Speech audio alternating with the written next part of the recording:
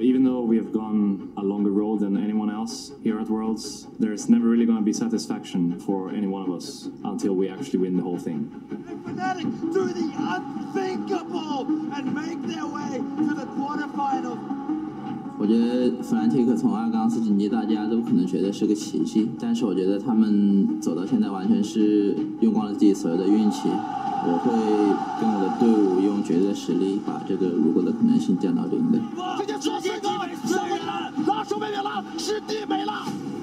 因为在国内比赛的话，因为台下观众呼声特别高嘛，所以说也会更加激励自己，就想更好的去打好这个比赛，然后更加对得起这些台下的观众们。The fact that RNG are home favorites is actually going to be in our favor. I've been on the side before that they are now, where you have everyone backing you up, and I felt the pressure, the unnecessary pressure that comes with it. We know that we can use that to our advantage. No one expects us to do pretty much anything in this series, and it just makes it so much sweeter as well when we come out victorious.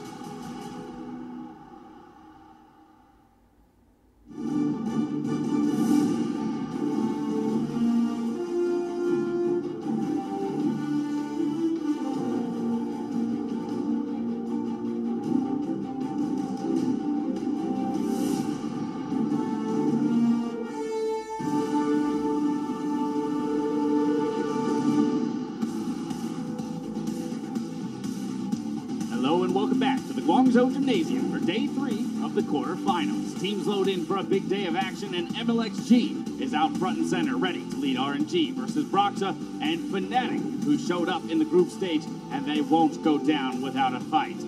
Reckless as well, making his way to the stage. The crowd here definitely in favor of the hometown favorites, RNG. The first of the LPL teams to take the stage in the quarterfinals. But now it's time to send it down to Rendong to introduce today's teams. 欢迎来到广州，现场所有的召唤师们，让我感受一下你们的热情好吗？你们是最棒的。那么，在所有的召唤师们的热情之后，接下来让我们请出的就是2017英雄联盟全球总决赛4分之决赛第3组的2支战队，让我们欢迎战队登场。首先，让我们欢迎的就是蓝色方，来自于欧洲 LCS 赛区的传统豪门，欢迎 Fnatic。Walking into the Lion's Den. From 04 to quarterfinals, they did the unthinkable, and they're here to do it again. 上路 Side，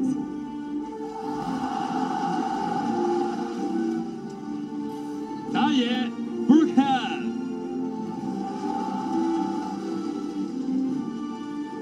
中路 Caps，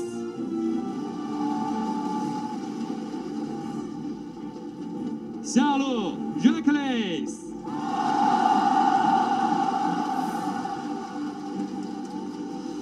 辅助 Jerseys，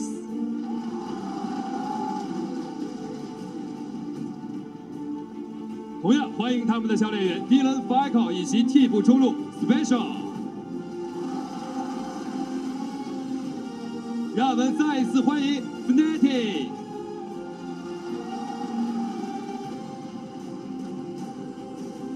接着我们要请出的是今天的红方，来自于本土 LPL 赛区的 RNG。Don't need much of an introduction here. The all-Chinese team looking to be the first of the LPL squads to move on to the semifinals.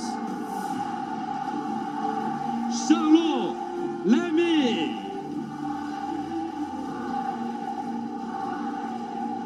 打野麻辣香锅，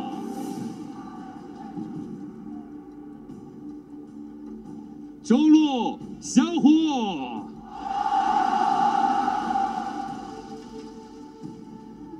下路 UZI，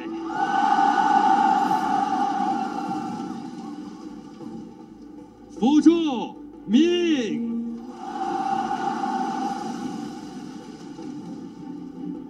同样欢迎他们的教练员 Firefox 峰哥以及替补打野遗憾。拿出你们的呐喊声，让我们再一次欢迎 RNG。英雄智主传奇，比赛现在开始。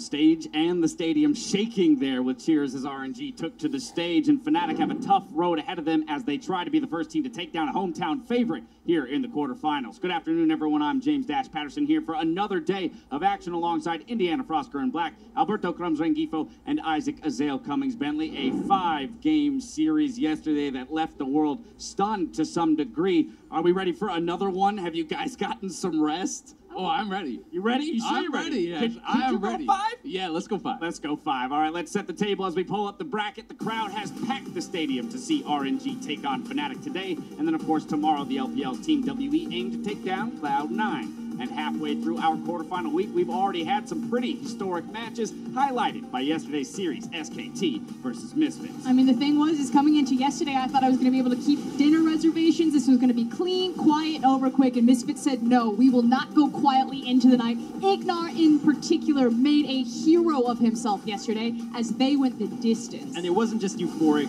for Misfits and Europe, it was euphoric for the tournament. We finally shed away the Ardent Sensor meta, and the tank and engage supports are coming back, and they have been long awaited. And I think that's so much about what it was. It was confidence in their own play. Misfits confident to play their own style and showing us a new way to play in this meta and showing that it can work even better than what we had seen before. It was just so incredibly impressive. And SKT pushed to the limit, having to adapt in a way that they hadn't before to win that very 5th game and move on to the semifinals. And it was the fact that SKT had to adapt to Misfits. You know, Misfits made them bend to them. Of course, SKT, the champions that they are, they didn't break, but they certainly had to reevaluate their style. This close. This close. Single team fight. Well, we'll see who can make their region proud with today's match as we welcome an all-Chinese team versus an all-EU team. And this is also another historic moment. You know, since the collapse of 2015, I don't really want to think about the dark LGD days. We then had the rebuilding of 2016, and finally, the possible return of the LPL to glory in 2017. Behind us, Reckless said it in his interview, there is a massive spotlight and so much pressure for this all-Chinese roster to perform in China. And every time he comes to Worlds, he seems to get to the finals. He's been there twice. He's looking to make it a 3rd time, and this guy has been so incredible as one of the great all-time AD carries. He has been, and unfortunately, he has never quite made it to the very end. Remember, he's made it to 2 Worlds finals so far, reached it, but just not quite enough. And now this is the only time that every time that they have been in Worlds, they always make it. But we have to talk about the drive, right? That brings you there. That's brought him back to yet another Worlds and another run at that finals and being perhaps the LPL's best opportunity at taking the title. It's the legacy there. And on the other side of that, there's also Reckless. These guys have been playing for so long. Again, Reckless's Eyes on World episode, he talks about, if I ever lose that momentum, I just remind myself, this is what I'm here for. Yes, they both have that insane drive. They wouldn't be here if they didn't have it, but they also have kind of that darker side of a lot of that passion. Yeah, I mean, it's so much emotion in both of these players, and I think it can be for better or for worse, right? If you can actually control that and channel that. We saw in Eyes on Worlds, Reckless talking about how much it meant to him and how much these games affect these players. That can drive you to another level to really succeed, and sometimes if you let it go too far, it can be the reason you lose. Right. It's another level, but it can also knock you down because these two teams, these two players specifically that are kind of the crown jewel of their teams, or at least at times, they can drag them down. You've seen Reckless, the best game of his life, in his opinion, was one that he actually was making the game losing mistakes. So when we look at that first game, the momentum that comes from that is going to be huge for determining the series. Be your greatest weapon or your greatest downfall. I wasn't going to mince words. We have literally seen Uzi cry multiple times on stage where his team has to come out from the back. He doesn't go back into the huddle with them. He forces the coach to come to him, to bend down next to him and make sure that he's okay,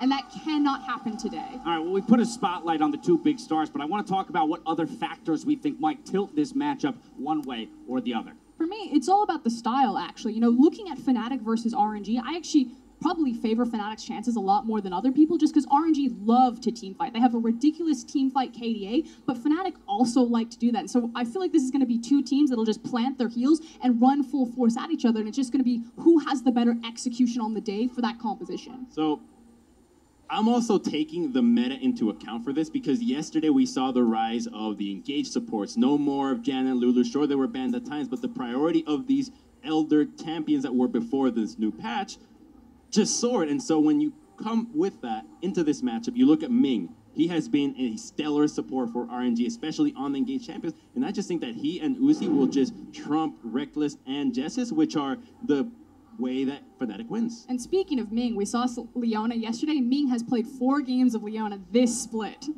I like the sounds of that, but I've got to say I'm looking a lot at Broxah because I think when you're going up against a team that's playing the same style as you, this team fighting team that wants to wait for certain item completions, that wants to team fight you, and is probably a better version of what you are doing, you need to get ahead early. And we saw that in the games Fnatic was successful, it was all about Rek'Sai. It needs to be all about the early game, the Lee Sin, the Rek'Sai, the Elise for Broxah, get his team ahead before Uzi can complete those 2 items and they can have the team fight that they want. All right, we got a couple paths to victory, rather, for both of these teams. Now, keeping all that in mind for our first quarterfinalists, or rather, let me start that one over. Keeping all these paths of victories in mind, it's time for predictions. Down the line, Frostcurrent, starting with you. I'm going to go for RNG, but I actually think it's going to be a much closer series than I think a lot of people are expecting that. And like I said, I think Fnatic and RNG are stylistically very similar. I'm going to go 3-2. I think we're going to go the distance simply because someone's going to mess up. Someone's going to give, a Galio or a Jarvan away, or maybe even Maokai makes his return, and we're just going to see these giant titans clash. I'm going with RNG going 3-0 on this one. Even though the predictions for the past 2 days have been not good, today, when you look at this matchup and consider what happened to Longzhu against Samsung, it turns out that, in my opinion, Group B was a lot weaker than we expected. And this Fnatic is still the same Fnatic that went 0-3 in Week 1. I still see them, sure, they got those 4 wins at the end, but this is the same Fnatic that got 0-3, and I just don't see them beating RNG that was in that super strong Group C. It is the same team, but we've seen how much adaptation can mean between groups and the quarterfinals, how much better Samsung, for example, looked, how much worse Longzhu looked, and how vulnerable even SKT looked. So while I do still favor RNG in this series, I think Fnatic does have ways in, and it's through the early game, it's through the improved performance of Soaz in Week 2 of groups, it's through the early game aggression of Broxah, and to me, that will give them at least 1 game, and I think it's going to be a 3-1. So I actually think we're nearing the end of adaptation here because a lot of it came from the bottom side of the map, and the early game junglers can matter a lot, but for the rest of the map, I don't think much more is to be added to the champion pools. And with that in mind, the same stylistic matchups or same style for both these teams I just favor RNG even more because of that. I actually have a couple of questions about the jungle, but I don't think we'll see it today. I think that's more for Cloud9 and Contract to continue to evolve the meta, but I don't think we've seen the end of more of these range-style junglers. And I mean, even things like the Caitlyn, which we thought was going to be such a big deal coming into quarters. Yesterday came out one game, but was not really that impactful in the series. You know, the Chinese teams like playing this lane dominant style. Reckless does as well. So something like that could really shake up what pick and ban looks like. Well, something we'll have to track throughout the day. 73% of fans locked in RNG to take the series and face SKT in Shanghai alongside Mr. Perfect Bracket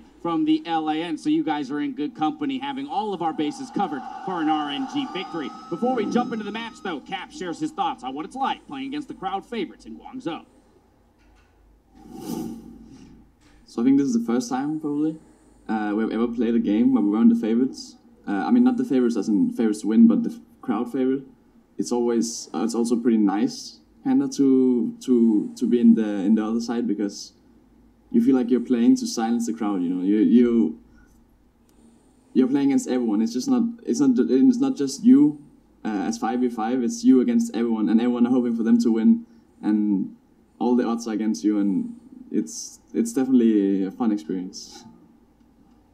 Well, we'll find out if it's going to be a rewarding experience for Caps and Fnatic. Hello, everybody. I'm Trevor Quickshot Henry, joined at the caster desk by Joshua Jatt Leesman, and reunited with Martin DeFischer-Lung. And hopefully, we get another epic quarterfinal, gentlemen. I mean, we can only hope.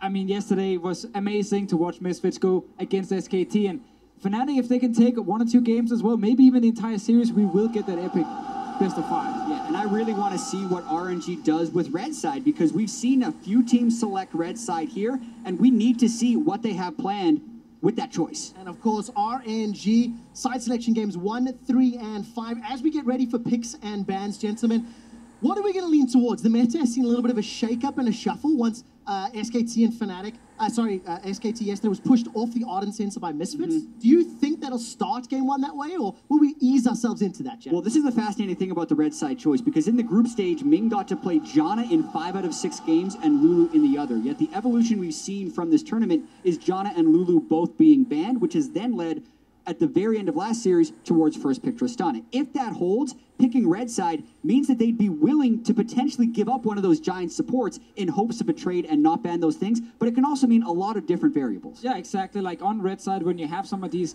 last picks, in the first phase you have a last pick into 2 bans, and of course later on you have the last pick of the entire draft. If they want to suddenly counter pick for Xiaohu in the mid lane to give him a good matchup, that's an option on Red Side. If they want to show us a new support pick from Ming that is not the Janna, again, on Red Side, you can counterpick supports, and you can get things like Blitzcrank, Leona, these kind of champions. Exactly, and with the Caitlyn that we've seen brought out by the other LPL teams to so much success, you can get more counterpicks when you're Red Side. It all depends on how many power picks you're willing to ban and also give over. Now we also have to see if RNG are going to ban away the Janna here, because Fnatic are banning Lulu to try and say, ban Janna so we can first pick Tristana or Sejuani. RNG might have something else cooked up here and willing to trade the Janna for some of the power picks. The Sejuani is also still a power pick on this patch. The one game RNG lost was when they did give up Sejuani over to G2 in the group stage. So this last ban has a lot of importance. Janna's still on the table. If they do not ban Janna, it's almost certainly getting first pick by Fnatic. That means then RNG suddenly get a chance to lock in things like Tristana for themselves. There's still a Rek'Sai open. A key pick for Broxah, but also one of the best champions for MLXG. I feel like this is probably Sejuani Tristana, but we don't know exactly what RNG has in store. We've seen Twitch games, we've seen Vayne games, we've seen COG games from him, but Trist has been supreme in the quarterfinals. Yeah, they have to take Tristana. I think Sejuani is a smart choice as well, but that's okay for Fnatic to still then potentially take Rek'Sai for Broxah. And in the bottom lane, European AD carries like to take Sivir against this Tristana here, because again, you can just spell shield the bomb. Boom, and I think that's exactly what Fnatic want to do in this situation. They were victorious on Sivir once before, plus they have the primo Ardent Sensor user for that mid-game power spike that they want to hit against this RNG team. I also why we get the Gragas here for Broxah. Even though he's not a great engaged jungler, the fact he's on now a scaling champion, they already have Reckless as a late game win condition. That's why RNG gave away the Janna. That's why RNG picked the Red Side, as we talked about, the chance of last picking for support. And the bot lane counter pick. And they don't even have to do it in the second phase, so it means they're getting the bottom lane counter pick while still being able to save both of their solo lanes until after ban phase 2. With that being said, we haven't seen Soraka yet. If it was so blatantly a counter pick to the Janna, I think we would have seen a lot more of it. Is this a big signal that RNG are fans of this ardent sensor meta? We'll find out as the series plays out, of course. Yeah. Shen has been banned away, and it's just interesting because backstage we were talking about what would Ming do if those primo supports of Janna and Lulu were off the table, and obviously Soraka is a gigantic answer. Yeah, and there's still things like Karma and Tarek if he wants other ardent sensor choices. I think the Soraka is so interesting as a lane counter because, again, Janna doesn't really punish you in the laning phase, but I think Fnatic are going to be okay just farming in this bottom lane and not necessarily looking to actually try and kill this Soraka, unless we get a Broxah roaming down. All right, gentlemen, we're entering into phase 2 now. Double bans for RNG on the table, Cassiopeia and Gnar.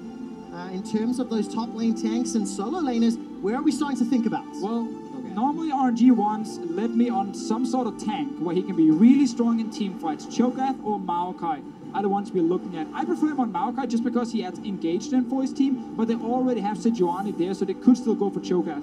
Yeah, it's based on the Gnar ban. I feel like it telegraphs that Cho'Gath pick, especially with Shen being off the table. Give me Trundle then for Source if he wants to actually try and take a carry. And yes, Caps actually wants to play Talia. When he played this champion in the EU LCS, he was so good on it.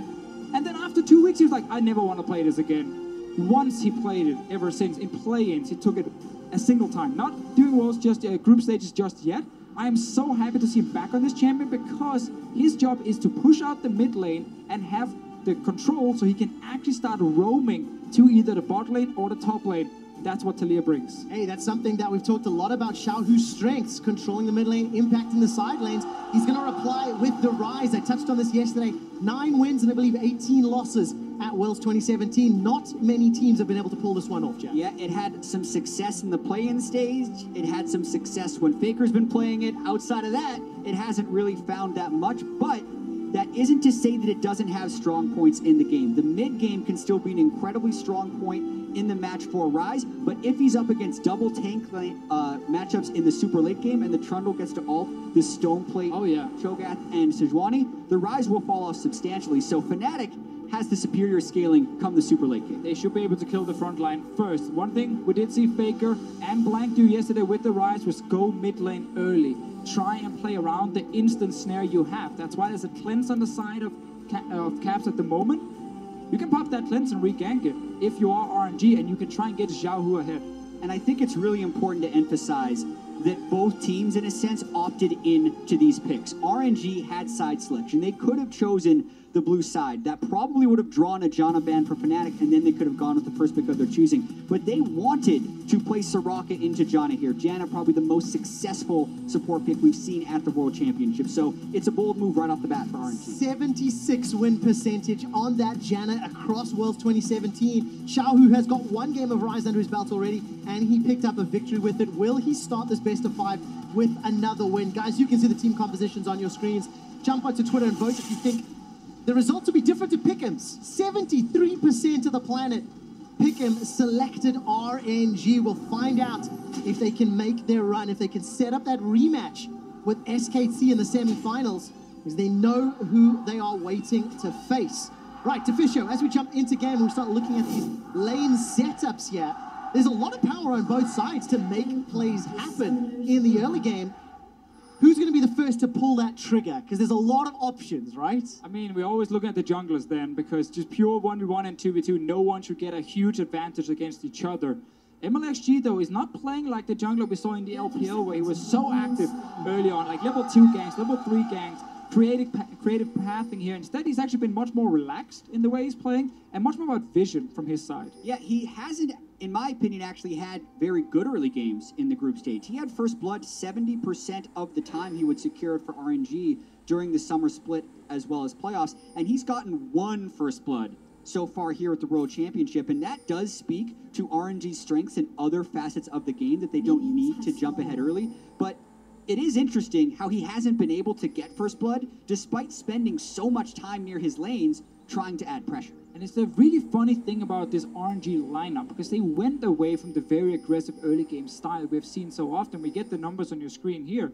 During the summer split, MLXG, able to get more kills and assists in the early game, was part of a lot of first bloods for his team. not been the case as you highlighted, Jack. And what I love about watching MLXG, and we've been saying this throughout the tournament, is he feels like it's hard random what he does in the game. Will he start red? Will he start blue? Will he do a level 2 gank? Will he farm until 6? And he switches it up all the time, but for whatever reason at this World Championship, he hasn't jumped on that right pattern in the early game. No minions lost here for Fnatic. That is important in terms of the experience when you leash for your jungler. Ming on his first Soraka all year long. In the laning phase, Janna can't really touch her. You can't kill the Soraka, and it's just this farm game where the Tristana and Soraka will try and push you in. Gonna be a little bit non-interactive in the bigger picture. Some poke going down there from Ming as he's throwing out those Star Calls, and I tell you what, Guangzhou's excited with every spell cast. So we'll see whether or not the fan favorites will be able to step ahead. Gonna spot out MLXG in his early path here, Jack. Yeah, and when we talk about the way this matchup plays out as well, even though when you look at these teams, you see, oh man, Reckless versus Uzi, those bottom lane hyper carries doing so much of the damage. The lead in the bottom lane will come from the rest of the map. It will come from who has control in mid lane, and Fnatic is making that roam really early, looking to burn flash. Well, a lot of control in the mid lane already. Flash away from the seismic shove. But that's at least the summoner spell down for nothing on the side of Fnatic. And this is another change for Fnatic. After they went 0-3 in the first week, they said, okay, Source is constantly just on a tank where he's losing his lane. They changed it up. They actually allowed Source to get a few counter picks in the top lane, and it allows Source also to have a bit more freedom. And we know he's also this kind of hard random player where all of a sudden he's in the mid lane or in the bot lane trying to make a play like we just saw here. He shoved in the top lane, and Deficio as well. When we were talking about how would Fnatic win this game, a lot of it is about getting caps rolling. So many people see this as Reckless's team, but one of the biggest indicators between victory and defeat for Fnatic is how Caps performs, and that is largely attributed to the attention that the team gives for him. You can see in that week 2 turnaround how much better his numbers were, specifically his damage percentage. In a tournament where other teams are winning without their mid laners having a high damage percentage, Fnatic needs that out of Caps to truly come together as a team. And it also comes down to the picks he's getting.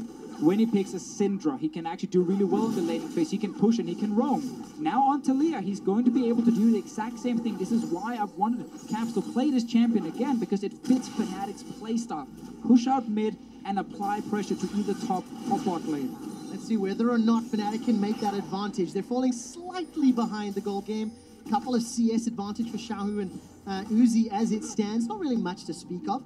But of course, now that Xiaohu is flashless in the middle lane, going to give some more options to Fnatic, whether or not they want to set up any more ganks or whether or not Caps continues to shove that lane forwards. Yeah, and with the Gragas pick, which Broxa has played twice in the play-in stage and not at all in the group stage, when the mid laner is flashless, you go mid. If Xiaohu can ever leave his turret by too much, Broxa should gank that lane. But that's where MLXG is right now, kind of prepping for that counter gank. And also, Caps doesn't necessarily have the wave in the right spot. Oh, but it is pushing though. And now it can be in the right spot if Caps holds. Yeah.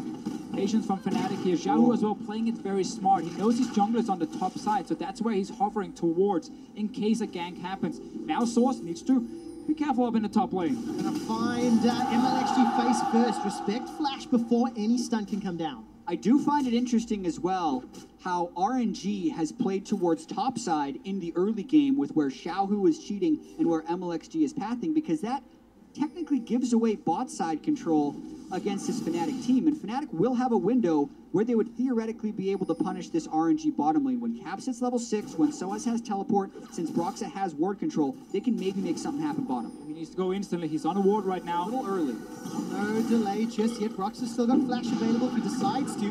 How catches out Ming. He's already flashed with the body slam. Ricochet continues to fire down in the boomerang blade. First blood to Reckless. It is so easy to gank a Soraka in the bottom lane, and Fnatic, they take full advantage of it. Right here, we get to see this RNG team who's done this a few times in groups where when they have a passive bot lane, they don't go down to Uzi early. They just kind of wait for level 6 on their mid laner, and then they try and make a play here, because, as you highlighted, Jad, MLXG spent his time on top side.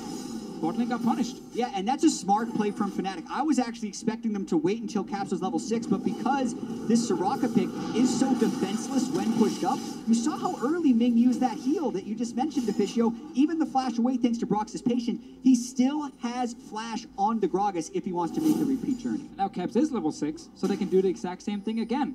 Good use of the blast cone. The ward doesn't even matter because Uzi and Ming are pushed so far up in the lane, and it's a very easy kill for Fnatic. A lot of credit to Jez's as well. That Howling Gale setting up the body slam and easily picked up by Fnatic. Yeah, and a minor criticism there for Uzi. He was too close to Ming. He wanted to block the body slam, but the hitbox was a little bit too big. Still got the stun onto him. If Uzi positioned even further up, knowing he has the barrier flash and rocket jump, there is a chance he could have kept Ming alive. He does not, and that's another reason First Blood goes to Fnatic. So Broxah on a scaling jungler, having 2 successful ganks already. Flash in the mid secured by Xiaohu. It's still on cooldown. Will be up and available shortly. MLXG, however, has also made 1 gank to the top lane. We'll see whether or not there's any repeat setup. But for Fnatic, this is a drooling start to the opening game of the series. Especially when you play against a team like RNG, who's been famous for their late game team fighting during this tournament here. It's been very impressive to watch them be slightly down or just even in the early game, and then they walk into the first team fight in the mid to late game and they just destroy the enemy team. They're looking to try and do the same here, but they need to make sure that Reckless does not get too fed. MLXG, he's back in the top lane. This is such a difficult gank. Yes, the guy is flashless, but it is a Trundle who can ultimate. They're going for it anyway. Okay, Subjugate and the heal's going to be available for Soaz. Starts to channel it now. The heal's coming in. Soaz down to Pierre.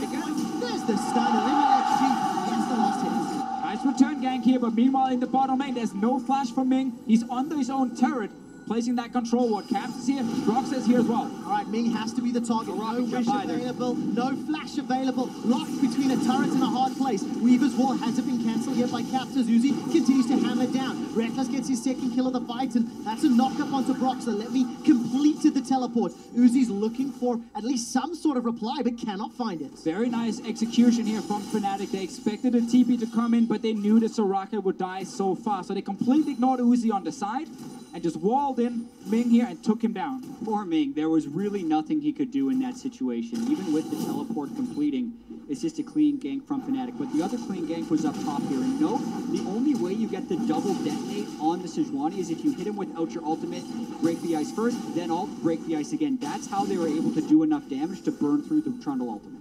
Now, not only do they get the kill here in the bot lane, they actually get the TP as well. That's a big cooldown for Fnatic because they can return to bot lane with the TP from Soaz. And as we just see Ming, not really a whole lot he can do in this situation, and no chance of a kill going the other way. Well, very good play from Fnatic. They take the early lead of 600 gold.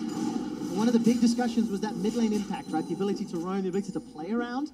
And Caps already, with the help of Broxah, getting Reckless ahead. Sorry, he's 2-0. He's got those Berserker's Greaves and can start to take over that lane. And it shows that Fnatic have been spending the week very smart and actually figuring out, okay, which champions can we use to try and further snowball our bot lane against Uzi and Ming. There are other champions that Caps can pick. I'm just going to bring up the Aurelian Soul. It's an old stable from him that can do the same thing as a Talia. So the fact they showed this already in game 1 does tell me at least we're going in that direction for the series. Well, let's see whether or not Fnatic can go into the mid game with a large enough lead and try to out-team fight one of the most impressive team fighting teams that we've seen in World 2017.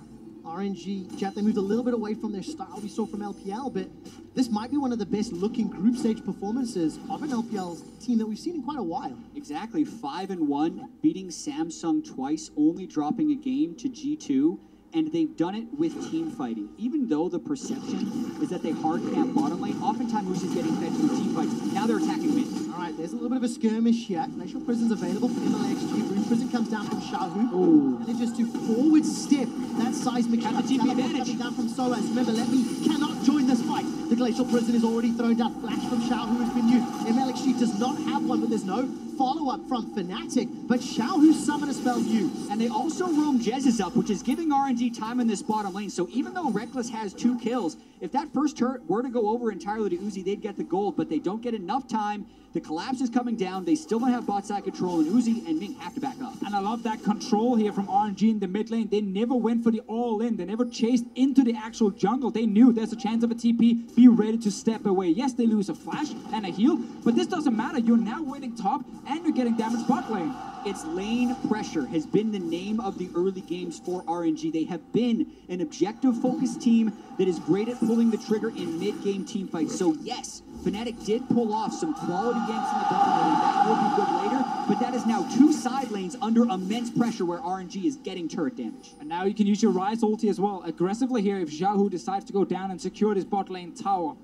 For now, he steps back towards the mid lane. They know if Uzi and Ming are left in 2v2, they will get into this turret here and take it down, as long as there's no jungler around to actually kill them. just like that, RNG regain control of the game. They've got map control in top and bottom lane. They've got a gold lead.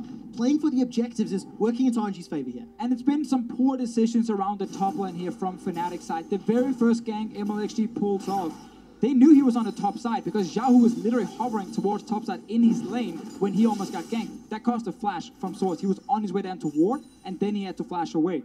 So he gets return ganked and dies, and now this TP was wasted as well. Cost him a top lane first tower. And I think the teleport is so critical when we're thinking about how this map will play out. Top lane is already dead. The TP advantage can potentially counter what Fnatic want to do right here. But if they go right now, it would be relatively difficult to match this. A lot of really good defensive wards from RNG though on the bottom side to see if any roam is happening. They even have a ward here just near the Raptor camp in case that is the route Caps is taking. So they're trying to make sure they can spot Caps before he gets too close to actually gank them, and they can then back away to the turret. It allows RNG to play very safe as we've crested 12 minutes. Tia as well as that Catalyst picked up for Xiaohu, and these item spikes starting to come in. Ardent Sense already picked up in an early execution. Falling there for Reckless. They just hit the items they need to win the lane, and it's about whether or not they could make it back to the lane before the turret goes down. They did actually do that, which probably gives them total control in that bottom lane. Really huge for Fnatic if they can get Reckless side lane priority over Uzi. Uzi and Ming actually didn't recall. I thought they'd recall right then. That means they will not have sensor for this spike. We also have these very smart control wards now from Fnatic's side, actually in the river. We just saw Caps sit on the ward here, so he's close enough to go to the bottom lane unnoticed, and he can try and surprise rather never give up the bottom lane. Yeah, and again, a little bit odd from RNG playing so heavily around the top side when their bottom side is in dire need. They steal the blue buff away from Taliyah, but at what cost? How are they going to defend this bottom lane? It doesn't look like they can. Jax, Uzi, and Ming gonna get cut off. Caps can come in from behind with that Weaver's wall. Gonna step onto a control ward very shortly. Instead, Fnatic are focusing the tower. Love where Caps is standing. He was not spotted there by that controller because he never crested the side. That one sees him, but the turret is really difficult to defend. And they're calling actually now Xiaohu and MLXG. They're both on the way. Cho'Gath in. They want to go. Cho'Gath also has Righteous Glory. He's pushing the top lane. RNG concede the tower. It's an even gold game, and Let Me continues to push. We had all of Fnatic moving towards that bottom side. Source actually left the top lane to just start walking down in case a fight broke out. So he could be there without his own TP. He will return, catch the wave here, but obviously he's not able to take over the side lane just yet. He needs at least 1.5 items on this trundle, because Let Me is just sitting with a ton of armor. Let's see what happens bot lane. Oh, Reckless with a cheeky recall. Spell Shield has already been used. Glacial Prison's available. Ground Warp's coming down. Jesus tries to reset the fight with Monsoon. Flashes blown. Reckless and Jesus get away. You know what I hate? When people randomly recall out in the middle of the map.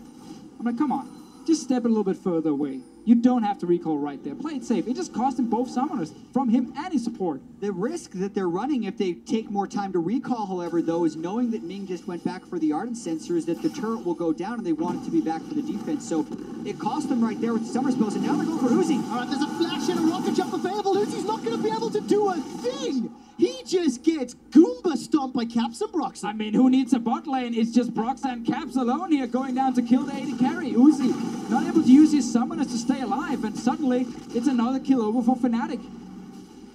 Yeah, and this game, it's been Fnatic playing around bottom side, not RNG playing around bottom side. RNG is split towards top side. Now they're trying to transition bottom. Broxah going in, MLXG and Xiaohu right there. All right, Xiaohu sidesteps the body slam. That keeps him alive long enough to run away. Flash is back available for him. And Fnatic with the support, they now turn their attention to the middle lane. Okay, bottom outer is still alive in favor of Fnatic. Xiaohu playing very far forward, realizing the support from MLXG from behind him. And Ming was running down mid lane as well. We actually get Uzi and Ming swapping to top side right now. They're gonna let me kill the tower. Let's see what happens here. So Uzi still staying in lane, and suddenly Broxah and Caps are around. He'd already rocket jumped over the turret. Wasn't close enough to the wall to get a reliable flash. Opts to save his summoners, but definitely cut out of position right there. Uzi knows there's not much he could have done. As we jump out of the replay, RNG secure the first dragon of the game. It is the Ocean. A little over 16 minutes, and we're now moving into this mid-game rotation phase, and both teams making it fairly clear, rather Fnatic making it fairly clear the bottom lane focus for them. They've got that Essence Reaver for Reckless, a number of repeat ganks, and Broxah, his jungle proximity, significantly higher than his opposing number. You know, RNG 10% difference in the amount of time that Broxah spent in that lane. Yeah, and That's what Fnatic gains from that. RNG gains strength in the cho'gath at this point in the game. We just saw Soaz ticking level 11 when Let Me was already level 12. He's a level and a half ahead of the Trundle in experience.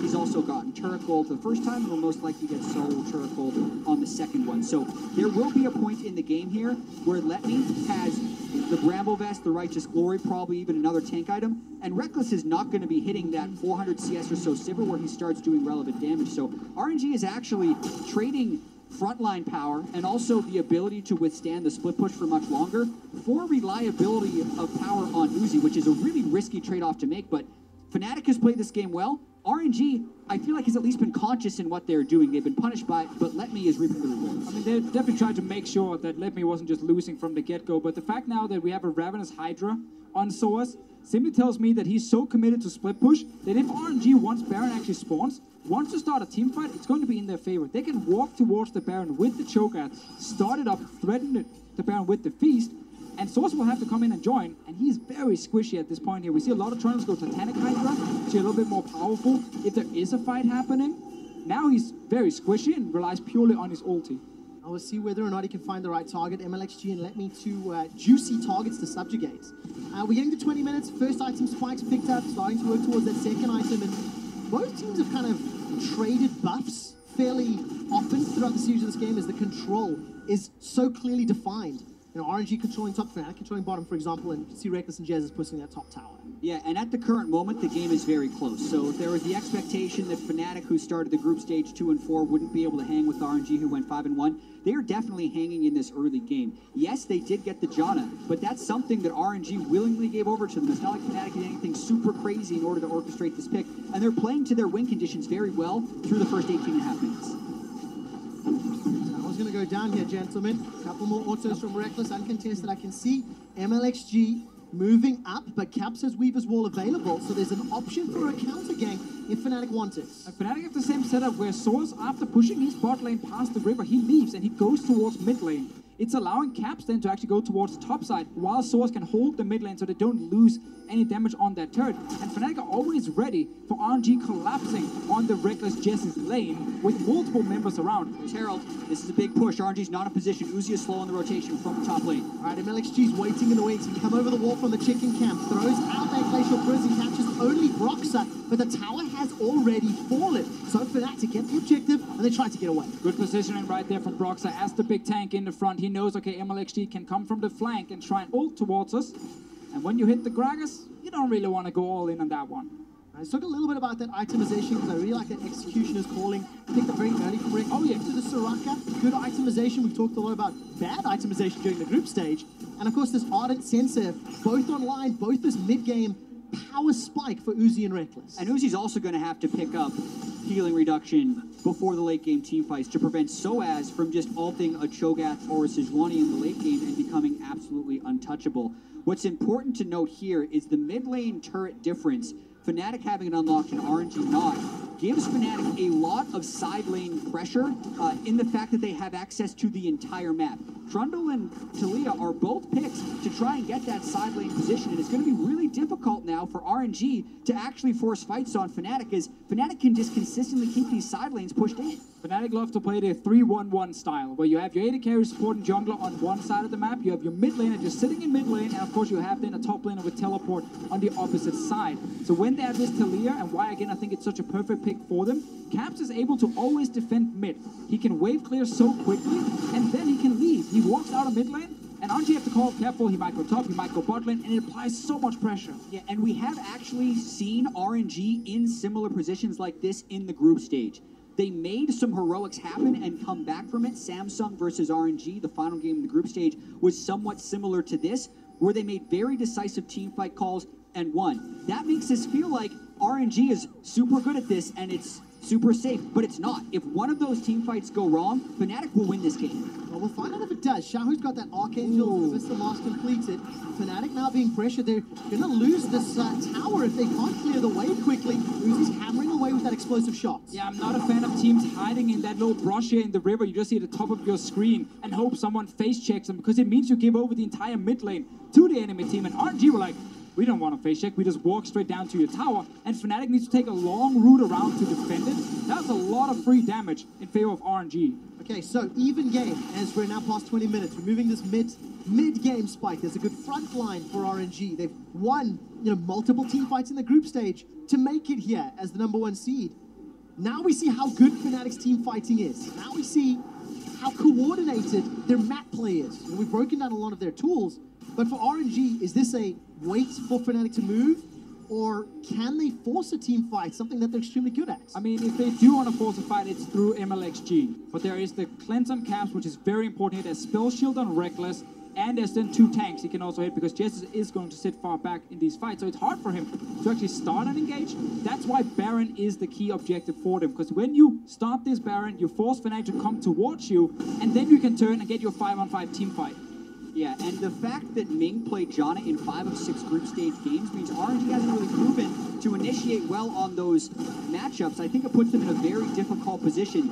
Really have to watch whether or not RNG can kill Jessis. He probably has to be the first one to die in any of these team fights, just based off the strength we have seen from Janna team fighting so far here at Worlds. All right, Caps' strength there in that little kerfuffle in the mid lane, putting a lot of damage onto MLXG, forcing them away. RNG will take their second tower again. This one's uncontested by Fnatic.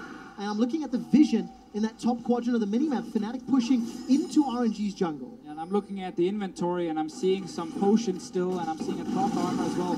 So I need to see some control wards from Fnatic's side if they actually want to take over the river near this Baron and deny all the vision away from RNG's side.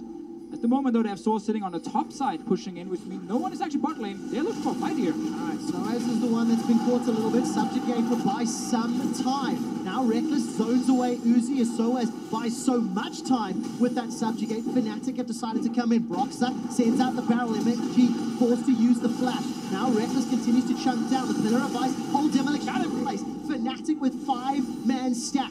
Take down RNG's jungler, and what do they do next? Well, they made it very clear they wanted to fight because they moved Source up there with the team, and there is no healing reduction just yet, so Source able to get all the HP back even when he was tanking 2 members. Yeah, it would be very risky to go for Baron, but it would actually be a defensible play if they wanted to try and go for another engage with Broxah still having flash. Looks like they're okay with just the 1 kill. The big one is the fact that Ming had to use flash in the last fight. Just like you want to kill the Janna early, same thing for a Soraka in team fight. Gragas with body slam flash onto Ming. It's an easy setup for Broxah if he can actually get close enough.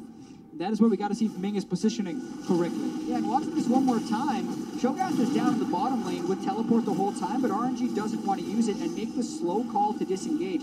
I think this is a little bit perplexing by MLXG that he doesn't flash early, knowing the imminent threat that was arriving from the jungle. Uzi had already disengaged, but once he doesn't flash, they go for him. Now Let Me has arrived. All right, Reckless just gets knocked down by Let Me. Didn't even need that teleport. Soaz, however, did. He's teleported in. Caps, no flash. And all of a sudden, RNG are peeling back towards the river, peeling back towards Baron. Feral Scream silences up Soaz. Will delay the start of Subjugate. Not long enough, though. The heal, the armor, the MR keeps Soaz alive. Not much longer. Glacial Prison pops him down. Uzi gets that fight. RNG find the fight they needed. Fnatic had absolutely no vision on the bottom side, so Let Me, after pushing his lane, just snuck his way towards mid lane and surprised Reckless here. Their silence prevented the flash. And the question is, what do you do after getting a pick? Fnatic recall, RNG goes straight to Baron. Broxah has a chance to steal if they go for it. It's got flash available as well as smite. The Gymnasium is on their feet, 1,000 HP. Broxah gets knocked away. Caps gets at least really 1 kill on the way out. Baron secured. Flash Uzi's going low. The Baron's hit. He gets right. Manages to rocket jump away. MLXG's trying to channel. Flash forward from Broxah. Gets the Baron. Oh, she's knocked down. But here comes Reckless. Flashes over the wall. Trying to chase down Let Me. Show who's running for his life. He took down Caps on the back end. All of a sudden, it's a 2-on-1. They're in a turn. Captain Reckless. And RNG killed Fnatic. And suddenly RNG create the picks. They get the Baron here. Nice coordination, knocking Broxah away from that pit. No chance of a steal, and then they actually win the fight after. RNG just keep executing, exerting their strength on their opponents, because Macro-Eyes up until this point, Fnatic has been winning, but the vision gap happens, they go right for Reckless. And And Reckless right here does not use his flash, gets silenced, and his spell shield actually was not able to proc on anything because Let Me was smart. He saved his abilities. And then watching this, they all get bursted down, but they hit Roxa back to prevent the steal. And then this fight is insane. Uzi stands his ground, moves forward, kills Jesses, gets the reset, hits the plant. Everything feels like it's planned. Then he still has flash after all of this to finally get the execute. And then to just have the icing on the cake, Let Me, the guy they have been funneling gold in the whole game, has just enough to turn this fight around. And we have seen this before from the LPL teams. When their tank in the side lane gets to push out his lane, he roams mid. He goes mid lane. RNG did the exact same thing to G2, where they caught up Sven in the mid lane. Now they did it against Reckless and Fnatic. It turns the game completely upside down. Oh, look at that gold graph. Back and forth, and just like that, RNG with Baron, a combined collection of kills is now 3,000 gold up, and they are in the driver's seat. But this first game just sets us up for such a fun series. When both teams are this back and forth here, small mistakes suddenly gets punished, good outplays, and bam, your team might win the game. But what RNG has been able to do is just continually win those team fights, and Xiaohu barely makes it up. Their team fight KDA is higher than anyone else at the World Championship. That was another fight that felt very arbitrary, very much like a 50-50, but they outplayed Fnatic in the moment, just like they've been doing all Worlds. And Uzi made it look so good on the back end of the Baron fight. RNG sieging 3 lanes at once. Xiaohu escaped top, Soaz escaped mid as RNG threw everything at him. They're going to secure their 4th tower of the game, and just take a quick look at the itemization. RNG, 3 completed items pretty much across the board, starting to steamroll Fnatic. Reckless will soon get his 3rd fully completed item goal to try and match Uzi here, but Fnatic needs to just try and stop the bleeding at the moment. They haven't lost an inhib turret just yet. We'll have to surrender another tier 2 tower. And RNG was able to force a fight around Baron because that's something that draws Fnatic away from comfort. But actually killing turrets against Talia, Sivir, and Janna, let alone turret diving against a Janna, is a whole nother level of difficulty. So yes, RNG has that 5,000 gold lead, but this game could be far from over. So important though that Let Me finds a way towards mid lane. No wards on the bottom side at all. And then he walks in and he just delays every ability. He's waiting for the spell shield from Reckless. When it runs out, he silences. No chance of flashing the rupture, then Reckless dies. Super smart play. Yeah, it's so hard to play Cho'Gath, this very slow dinosaur-type champion against the best players, and actually land your ruptures. But he's gotten 2 ruptures onto a spell-shielding Sivir who gets extra move speed from the ultimate and from her auto attacks. So really cannot say enough how well Let Me played to make those fights happen, but also how well he's played this tournament. A lot of resources go to Uzi because he gets teamfight kills, but a lot of solo turrets and ganks from MLXG go towards Let Me because he knows how to use it too. And it's very hard to be a successful teamfight AD carry if you don't have a strong front line in front of you. Exactly. And that's been a big part for RNG in this tournament, even WE as well, where we start seeing these big tanks from the jungle and the support, jungle and top lane, be able to execute the teamfights properly. Yeah, and speaking of proper teamfight execution, this is now a Frozen Heart, Spirit Visage Trundle with Subjugate against a team that lacks healing reduction. Uzi's still yet to pick up that Executioner's Calling. So if Soaz can time the usage of a Gargoyle Stone Plate, his ultimate will be upwards of a 3,000 health heal on top of the resistances he steals. Caveman versus dinosaurs happening on our screen. I don't know why he ulted so early against Let Me. That ultimate is the tool for Soaz in teamfights. Wanted to see the stats. Yeah, it's how a much test. armor and MR do I get? Ooh, a lot. It's a test, sending a message, just reminding him he has the power to do so. 30 minutes in, RNG, they've got themselves a 5,000 gold lead. It's 5 towers to 3. And the next dragon is going to be Elder. That's going to be up just shortly after 36 minutes. So RNG will just have another wheel, another cog that they can turn to force Fnatic to come face check. Maybe pull him away from that inhibitor turret, which is fairly easy to defend, as you've already said, Jax. And no Executioner's Calling on Uzi is a big mistake. He opts for Lord Dominic's Regards in this game. Will not be able to reduce healing from Janna's ultimate, but the biggest one is their ability to kill Soaz. They cannot reduce the healing from the Trundle ultimate. Yesterday, Huni's Trundle was unkillable, and that became pivotal as the game played out. Let's see if Soaz can do the same. As we mentioned, it's timing, it's placement, and it's whether or not the team plays well. Oh, I got him! Xiaohu! He will not use the Realm Warp to escape. It's a 50-second death timer, but it might just be a stall tactic. Xiaohu's tried this a few times now to go top lane, but honestly, at this point, he needs to be with the team because there is so much mobility on Fnatic's side to just catch him in the side lane. They didn't have pressure in other lanes, and Xiaohu just ended up dying here, actually allowing Fnatic now to defend, but Reckless is still pushing out top lane, wants to maximize his own farm here, while the rest of Fnatic are just defending bot side. Let me gonna get some support here from MLXG. Comes in with the Righteous Glory. Redemption's already thrown down. Caps uses the flash. That might be important for the upcoming Baron siege. Uzi as well as Ming coming in from the side lane. MLXG now flashes defensively. So does Let Me. Rupture comes up. Wish is now blown. RNG continue to run away. Glacial Prism buys some time. Reckless trying to rejoin the fight. He's come from the bottom lane, but RNG, they managed to escape. That was 4 versus 4 in the bottom lane at first. MLXG just wanted to force that flash from Caps, but then a quick turnaround. While Reckless was recalling, he was ready to fight, but he just wasn't there in time. And RNG lost so much in that play. They lost flashes on both of their front lines and also ultimates almost across the board. Baron is up in 10 seconds right now. I thought maybe Fnatic would be playing around vision control after the pick onto Xiaohu. They do not, but they have burned some critical ultimates if they themselves want to start forcing around Baron. And it's important now with these big fights here, when there are 2 tanks in the front from both teams, it's all about who can kill the front line first. If your team can't do that because there's a Trundle just healing everything, you gotta find the carries. All right, gonna look for the carries now. Root down onto Soaz. He's silenced. He can't even get the subjugate down. Here comes Let Me. The Righteous is gonna catch Broxer. A Monsoon's buying some time. The heals are huge, but Caps gets chunked down. RNG with less flashes, with less ultimates, they get the kill. And just as we talk about RNG finding the carries because it's so hard to kill the tanks, they actually get the engage here onto Caps. Talia being down is so huge. Insane. They lose Sejuani flash, all Cho'Gath flash, all for 1 flash, and you think, man, that trade's never going to be worth it. But then they kill the dude whose flash was down and win this team fight hands down so they can get themselves the second Baron of the game. And it's another time where it's the jungler or the top laner from RNG starting the fight here, getting the correct engage onto Fnatic. Makes everything easier for RNG's carries when it comes to finding the correct target.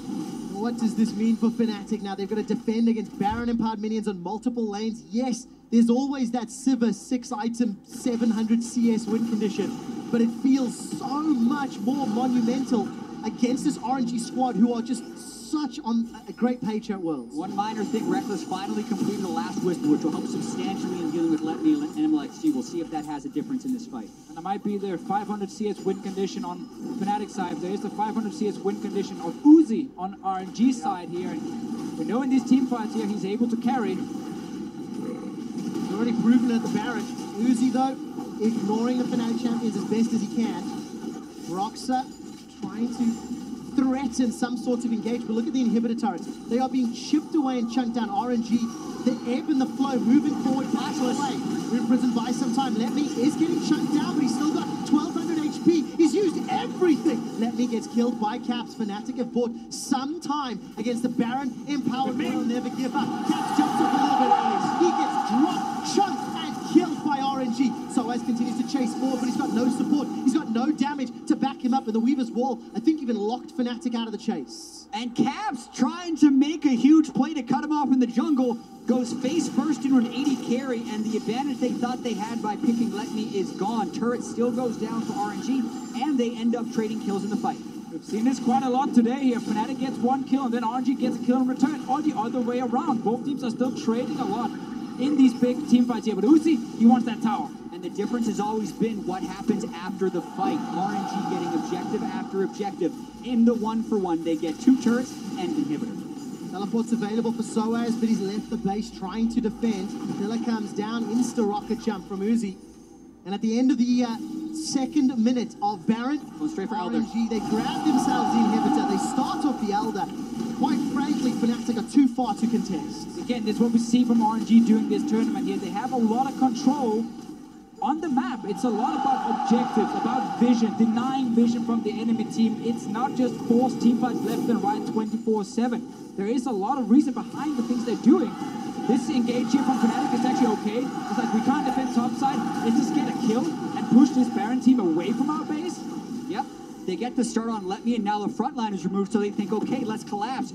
Caps goes straight for Uzi, and he's like, wait, maybe I shouldn't have done that so quickly. If he waited maybe another 4 seconds and could have arrived with Soaz, there's a chance that works.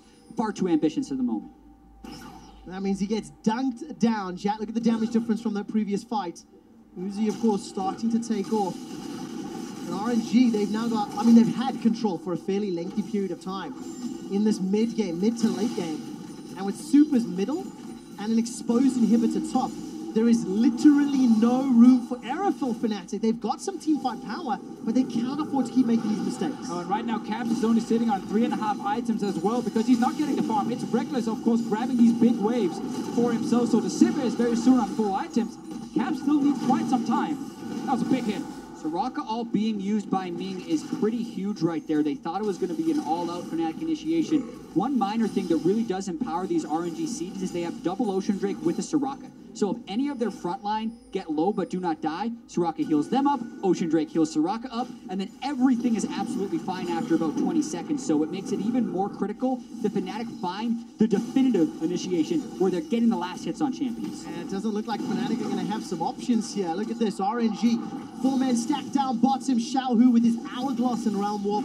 He takes down the inhibitor uncontested.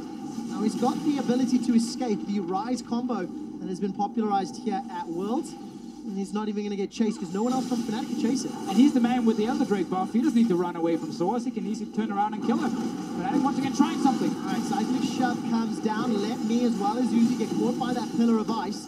Not really a lot of follow-up. The Equinox from Ming zoning away, and RNG have just got so much disruption in team fights between the Soraka, the Sejuani, and that Cho'Gath. Fnatic cannot find their way in. Yeah, and now no Sivir ult if they want to go for more. Broxa has his ultimate up in about 15 seconds. That will probably be the next time they would try for something. It's going to be very difficult to hold this next wave of minions, though, because RNG has Rise in the base to hold flank position and super minions crashing from the top side. A huge minion wave coming down. Fnatic on the verge of losing the first game here in this best of 5. The early game looked so good, but it started to fall apart when the RNG team fighting machine started to steamroll to 10,000 gold lead. Silence comes down onto Caps. You can't get any of those volleys threaded through the RNG lineup. Xiaohu, there's the combo. Realm Warp into Hourglass. It just buys time. That's all Fnatic had. Caps almost gets insta-gift, and he does. Flash forward feast from Let Me. Now it's a 5v4 and RNG chase all the way in. Good damage onto MLXG. Not going to be enough to stop him though. Reckless continues to try to put the ricochet across, and Guangzhou, China erupts in RNG chance. The third inhibitor falls, and RNG might be setting sights on the Nexus. And then full control. They're just waiting for some super minions coming into the base here. Caps step for another 30 seconds.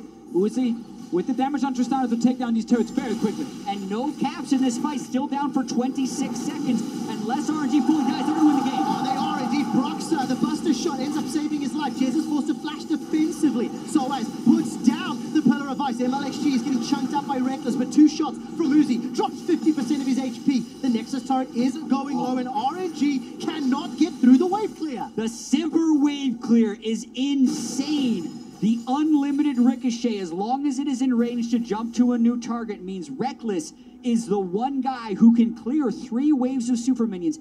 Any other champion, except maybe Azir, when 3 inhibs are down, means it's over. Not against Sivir, though. See this fight again here. Xiaohu, of course, using the defensive ult, and then it's a big crit onto Caps, and Let Me seize an opening to just flash in and eat him. Yeah, the second moment in the last 10 minutes where Caps has gone overly ambitious in trying to defend. They could have sat back, ricocheted the wave, moved Reckless, continued that defensive pattern, but Caps went for the big play, missed, and paid the price. That last fight here, Uzi actually valued trying to kill Broxa and then finish the game instead of just taking down whatever turrets he could in front of him. He knows there's still so many super minions coming into his base. There's another Baron now being picked up by RNG. And gentlemen, this is truly the EU meta. ZZ Rock Portal in the bottom lane for defense. A Sivir farming under 3 inhibitor win condition. I feel like I see in EU LCS more than many other regions. Let's see if Fnatic can pull a rabbit out the hat, because truthfully, they need a miracle. They need some mistakes from RNG, or that massive play, the seismic shove that shuts down Xiaohu or Uzi. If one of those damage dealers go down, somehow, that's how Fnatic can at least push this base wave out. And the initiation is so hard for both teams to actually get that clean team fight, which is why we've seen most kills be either baits or missed positions. Fnatic has tremendous wave clear. It's really going to be put to the test here, though. 2 waves of super minions and the team positioning in the mid lane. That's a double stack on the bottom side. They're going for the initiation right now. All right, let's see if any kills can come down. Let me, the wish will buy some time. Monsoon gets a full channel from Jesus. He throws down the feast onto Broxah. Xiaohu's been able to re-engage. Broxah looks for the body slam onto Let Me, but here comes So much healing. the seismic shove out from Let Me. All these supports, all these heals, all the help for days. The inhibitor is the focus as Uzi turns his attention to the structure, and RNG once again get the inhib. Soraka here making sure that the Cho'Gath just cannot die in these fights, and suddenly it's RNG turning it around. Actually a raid boss, now back at full health because you didn't complete that part to finish. And there's a healer healing the boss again. Oh, how do Fnatic stop this? Howling Gale buys just a few seconds. Baron, empowered minions, comes down the Nexus on his quad. Uzi forced to flash, manages to escape with his life. Barrier still available, 1 Nexus turret remaining. Sejuani engages but doesn't find the CC yet. Jesus is slow, reckless, spamming the minion wave. He's trying to clear it out. The Nexus turret is the focus but still survives. 200 hit points. RNG just needs to hit the tower, kill the tower here so the Nexus is open, but they're so afraid of Fnatic. Yeah, track the flashes. Almost all of them are down right now. It means the next time if Uzi does get hit by a seismic shove, QSS flash is not available, but they're just waiting on the minions. The inhibitor's back up. They will have 3 waves shortly. The double ocean drakes as well doing work. Got the minions now. We have Uzi moving down as well. Let Me towards the turn. Uzi needs a few hits on it. There's one. Not going to get it just yet. The tower still stands. The minion wave is being cleared out. It's a last hit there from Xiaohu. The Nexus is the focus. On the hunt is used by Fnatic. Can they defend the base? Can they do it again? They're trying to push. Royal, never give up away. Here comes the Baron and Power Minions. Broxah is stunned up. MLXG's going low, but Lefty's looking for a target. Monsoon resets the fight. Everybody's healed up. Broxah is pushed away with the Buster shot. Where is Reckless? He can't get the damage down yet. No, the Nexus going out. Spells will buy some time. RNG looking for the kills. Turn the attention to the Nexus. They're looking to kill the Nexus. And Royal never give up. Win game 1. And the final push over the last 2 minutes showed 0 champion casualties. And I think that is indicative of the way RNG has actually been winning these games. They focus on the turrets. They do just enough to get that small advantage, and then they take it home. RNG up 1-0. And we talk a lot about the team fighting, but this game here went in favor of RNG when Let Me on the Cho'Gath,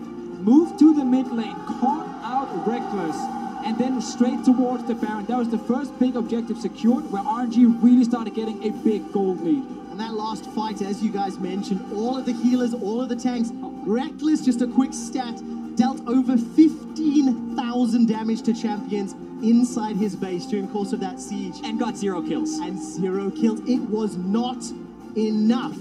But what an exciting start to the series. The early game for Fnatic was good. The team fighting strength for RNG was good. Yes. The expectations playing out as we expected.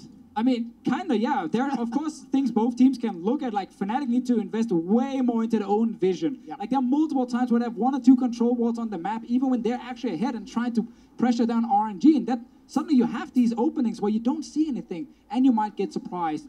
But again, great team fighting. And Soraka in the late game, Janna in the late game, they're both so valuable, and we got to see that in these fights. It really did. And heartbreaking loss for Fnatic in their base, but RNG, they showed up. So to get their thoughts on how game 1 played out, listen to the analyst desk.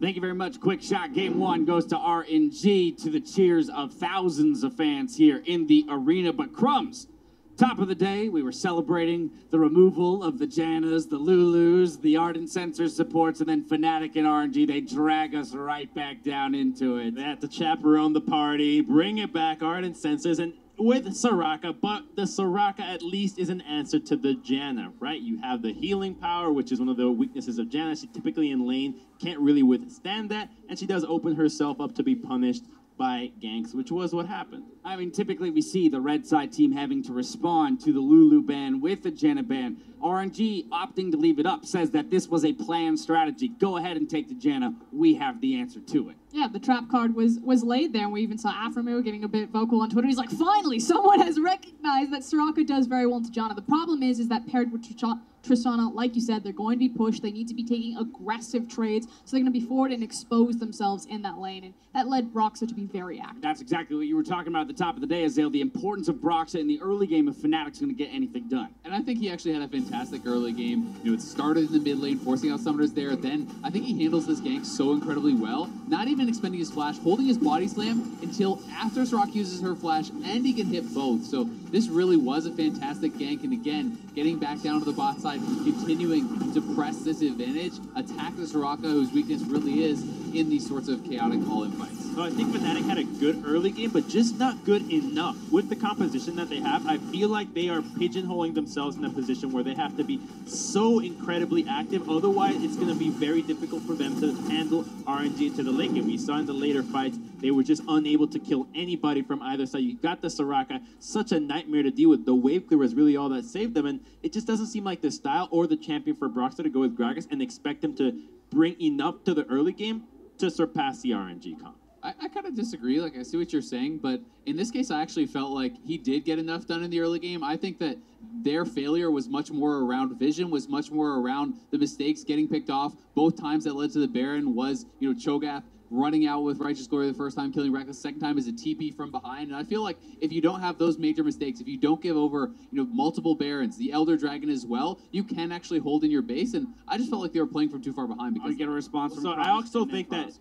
the aggression was good, but they gave way too much, especially top side. Had they not lost that top turret of the roam from Soaz and then the teleport, I think it would have been fine. But committing so much without defending yourself for what RNG can do was, I think, their undoing. Yeah, and that's the thing that I just wanted to piggyback on. It's about where you're finding those sacrifices. If you're all going bottom, it was Soaz, unfortunately, who suffered. And he also put himself in a situation to constantly try to put caps ahead. It wasn't just the bottom lane. I think there were 3 to 4 ganks where finally Fnatic found where the mid lane was on the map, tried to unlock that Talia early and allow him to then roam around and use the wall effectively. And I think you guys make a good point, you know, if you're talking about the trades in the top lane versus that. But to me, that was less about what Broxah was doing and more about the fact that, you know, the TP from Trundle came mid lane, got nothing out of that. That led to the first turret going down. So I still think that Broxah had a very strong early game. I mean, at the end of the day, you talked about these two teams stylistically being team fighting teams. That's ultimately where we're going to see the matchup swing one way or the other. Well, we got our team fight in the mid game at 25 minutes. Mid lane, RNG coming out on top, 2-0 and a Baron, brought to you by Acer Predator. And Deficio talked about how it was the pockets of fog of war, you know, that vision going dark that allowed this to even happen, that RNG ran out of the darkness, found Fnatic with their pants down, and it is just about these big 5v5s. And this is my trepidation about RNG. Yes, they look very impressive, and when people look at this game one, look at that gold difference, they're like, wow, RNG just smashed Fnatic. But the early game was controlled by Fnatic almost entirely. And if RNG don't get these team fights, they do not win this game. Yeah, I certainly agree, and that's why, you know, I was talking about vision as well. Deficio was mentioning it. I was super disappointed when you actually looked at the inventories. About 30 minutes into the game, we have Broxah sitting on a cloth armor with no pink wards. We have Reckless sitting on a Doran shield, no pink wards. We have Caps sitting on a Doran's ring, no pink wards. And he talked about, oh, well, there's only 1 or 2 pink wards out on the map. That's because no one else could even pick them up because they have this crap in their inventory that is actually not allowing you to get the pink wards, which are so integral to controlling vision and denying those team fights. As you're talking about, Frost, you can't give this over to RNG and expect to be able to... I mean, that fog of war is basically so much that you're in Silent Hill at this point. You got to walk in, and who do you have that can actually go in there? You got Reckless that has to flash over. He actually had vision of that play, by the way. He knew where Ryze was and chooses to spell shield. And isn't that just telling, though? The looks on both of those faces, right? We talked about emotionally driven players, emotionally driven teams. Yes, Fnatic was the one to run it back in week 2. But the fact that they were even in that position to begin with says something about the importance of Game 1 in a best-of-5 series between these two squads specifically. And I have no doubt that the momentum is going to be great for RNG, but I don't think the defeat is going to stumble at Fnatic. You take a step back from that game, and it's very clear to be like, okay, we got kind of at this one point. Don't do that. We had a great early game. Broxah was playing well. Caps was getting resources, and Reckless got first blood. So I think it's very easy for Fnatic to just shake this one off. I do think they can shake it off, but I feel like the fundamentals in vision and the communication was just so lacking that, sure, they might not be tilted, but I find it difficult to see a team in the best of 5 change so very basic of ideas and just apply it to Game 2 and the upcoming ones. Well, Game 1 goes in favor of the LPL team. We've got Game 2 of RNG versus Fnatic coming up after the break. Before we go, when all seems lost in an intense game, look for that clear call that could push your team to victory. Recognize sometimes looking for your squad's way back into the game is all you need to turn the tides.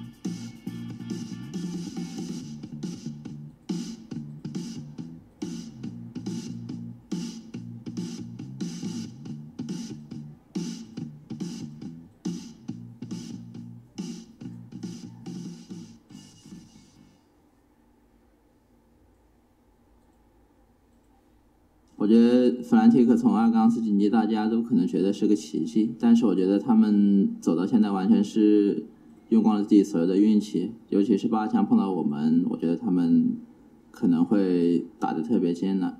然后呢，我会跟我的队伍用绝对的实力把这个如果的可能性降到0的。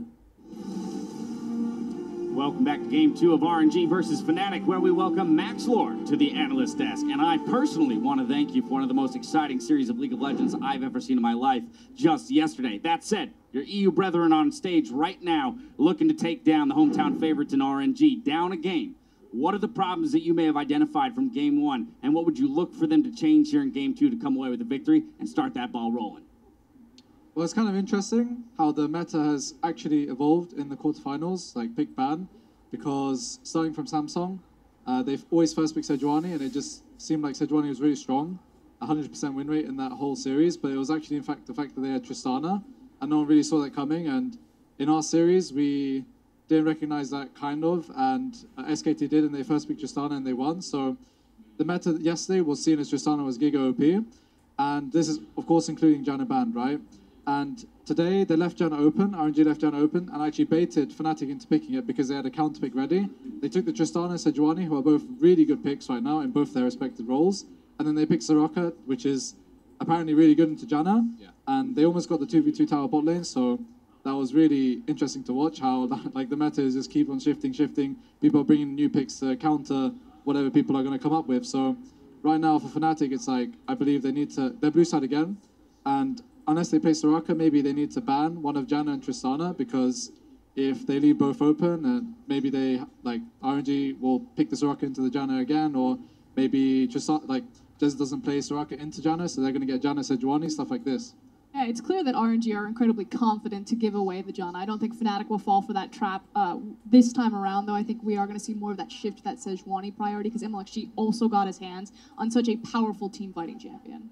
It's interesting though, because what ban do you actually drop, right? Because if you think about the bans if you're red side, it has been pretty standard. You always have to ban Kalista, and then you kind of get 2 more. Fnatic blue side banned Lulu, Galio, Kate as their first 3, right? So what would you drop, you think, if you're trying to add in a Janna ban to that, if you're trying to actually mix it up? Because all those champions have shown to be pretty problematic, and we know that the LPL style AD carries like to be lane dominant. So if you leave that Kate open, you could be getting kind of countered in lane by that as well. We don't have much time, but couldn't you drop the Lulu ban and just take that Tristana first and say we'll take either Lulu or Janna? Yeah, you could do that. Yeah. That's exactly what SKT did, or you start to open up other AD carries like the Xayah. All right, well, it's clear that with Fnatic choosing blue side yet again, they think they have the answer to what RNG did to them in Game 1. Let's go ahead and send it over to the casters to get us into Game 2. Thank you very much, Dash. We're about to find out what Fnatic's answer is. To Fisher and Jet with the blue side selection, and hearing what the analyst has just said, where do you think we're going to see some of these pivots, to Fisher? I mean, in the first ban phase there for Fnatic, the Caitlyn ban, I think they can actually drop, and then they can ban away either the Soraka if they want to first pick Janna, or just remove both Lulu Janna. It doesn't feel very good. The problem is if they don't ban any of them on blue side, RNG will have the last ban in that first phase, and they can literally just ban the Lulu and have the same Janna for Tristana trade we saw just before. And I actually don't think it was a huge issue for Fnatic in draft last game. I thought it was more about the macro decisions that RNG made after 25 minutes that got them the victory, because Fnatic played that early game very well. I think getting Janna was good. They were able to gank the Soraka and get ahead. And yes, it fell apart in the late game. But I think them opting for blue side again when they have the choice instead of RNG has the choice speaks to a confidence that they have in their blue side draft phase. I mean, and they should. Again, it's okay to change one ban around and then maybe try and first pick this Tristana here for Reckless. I think the only problem for them in the last draft was that they had 2 side lanes they wanted to play around. They wanted to get this Trundle rolling top lane, and they also wanted to punish the Soraka on the bottom side. Sadly, Broxah can't be both places at the same time, and we saw it was RNG who went top lane, shut down Source, who didn't have much of an impact in the game. And I think it's also important to mention that while Fnatic were in the lead and sort of dictating the pace of the early game, RNG was still taking advantages. They almost got that bottom tower away from the Sivir combination with Janna. I am hearing from production that there is just a small water spillage. Water issue. Yeah. So we will. Xiaohu spilled water. Classic NA move on the desk. Still haven't instituted sippy cups on the Never happened in Europe, I believe. Oh, why do you gotta say that, dude? Why are you gonna say that? What does that matter right now? I'm saying our players do not spill water. Irrelevant. at this stage, let's turn our attention back to the decision making, because I was fairly impressed with RNG. You know, they got that tower in the top lane. Soaz roamed multiple times from his lane in a matchup that he was pretty comfortable in and whatnot. Like, Fnatic put a lot of resources into getting that Sivajana ahead. That's kind of thing, like, I agree with Jet that execution was the main issue for Fnatic, because there were also the early ganks where Soaz doesn't respect Sejuani being there. He has to flash early, then he dies to the return gank, waste TP mid, and there were definitely some things there for Fnatic to fix. And what you can do going into game 2 is, if you feel like it was just execution, you can go in with the same game plan and try the same sort of draft. It's rare you get the exact same thing, but it is some teams like to do that if they feel like, oh, we have this game in the back, we just need to change this one thing in game, and then we're okay. Yeah, the last time I remember it happening was actually the finals of MSI 2016, where SKT and CLG did the salty run back. Yep. It rarely works, actually, to do that run back, because even though you feel like you had that good chance, you were still the loser in that game, and the other team's going to be even more confident going for the same strategy. And especially when I look at the way RNG plays, constantly using the word strength in what they're talking about, because they like to overpower people and outplay them, and the fact they're able to do it once will only embolden them to do it again. So let's step back and talk about the team sort of holistically. We had a lot of expectations and assumptions on what Fnatic could do. Fnatic, pretty heavy underdogs in this series. You know, RNG, we felt like they had answers. What do we think of Fnatic's decision-making and their playstyle? We've already talked about some of those mid-game mistakes, but there was some good plays from Broxah, which, you know, caught me a little off guard on Gragas, a champion which I wasn't expecting him to look as good on. You know, what do you think about the rest of the team and, you know, the strength that Fnatic brought in game 1? Yeah, I don't think it comes down to individual performance. It's as a team in this game here where they're not investing in control wards enough, so they're not actually really denying any vision away from RNG. RNG basically the entire game long knew where Fnatic would be on the map, and it was also RNG who then found these holes in the vision from Fnatic's side and used it to actually create that pick in the mid lane from Let Me. That surprised him. Sorry to cut you off. I am hearing that we have a replay ready for you guys that I would like to ask Jat and Deficio's ability to analyze. The lid wasn't on. That was the big mistake. It just came right out. Do you blame him for not double checking that before drinking, or was it a mistake before? On the bright side, it does mean we have a culprit, right? Whoever prepared the drink can now be penalized. Now that action replay is broken down. Yeah, you got to be careful. You got to be careful with those cups. Like, for instance, if I have a water right here, I guess we don't have the camera for him, but you can check if the lid is on before you, like, turn the water over. But he's focused. But he's very focused on the game. I really hope it wasn't like hot tea or something like that. We are busy checking the keyboard. We are busy checking all of the electronics and making sure they're working. Once we're confident and comfortable that Xiaohu's ready to play game number 2, we will jump into this one. But, well, there's a first. I've never had to break down a replay on this. Clearly the lid. It's a quarterfinal, yes, guys. It is. We got to replay, you know, when stuff happens. This was not a mechanical problem. This was a preparation problem. It was a setup problem. Pick and ban problem. There we go. I mean, some of the problems Fnatic had in the game as well. Clearly not preparing their own vision setups. Also not ready for some of these Baron plays we saw from RNG side where they actually managed to catch up Fnatic. And another thing we have to highlight is that Fnatic actually tried to defend pretty well and often got like one kill to stall the game, and then right after they tried to make another play and that backfired, especially Caps on the Talia. It happened a few times and it actually allowed RNG to just continue the pressure. And that's what allowed RNG to win game number 1. So I believe we have resolved the issues on stage. We'll be jumping into picks and bans. Lulu, Kalista out the gate. Now we see if Fnatic are going to pivot. That's the biggest thing. Where is the deviation? So far, it is 3 for 3 on the same bans. The next 2 for RNG, if they keep it the same, is Xayah and J4, and the final ban would be Caitlyn. We're expecting, if there is a change, for it to be the Caitlyn. If they change anything, it is that last one. But no, they're actually happy enough going for the same kind of style. Now, will they take Tristana and have their own answer for the Janna?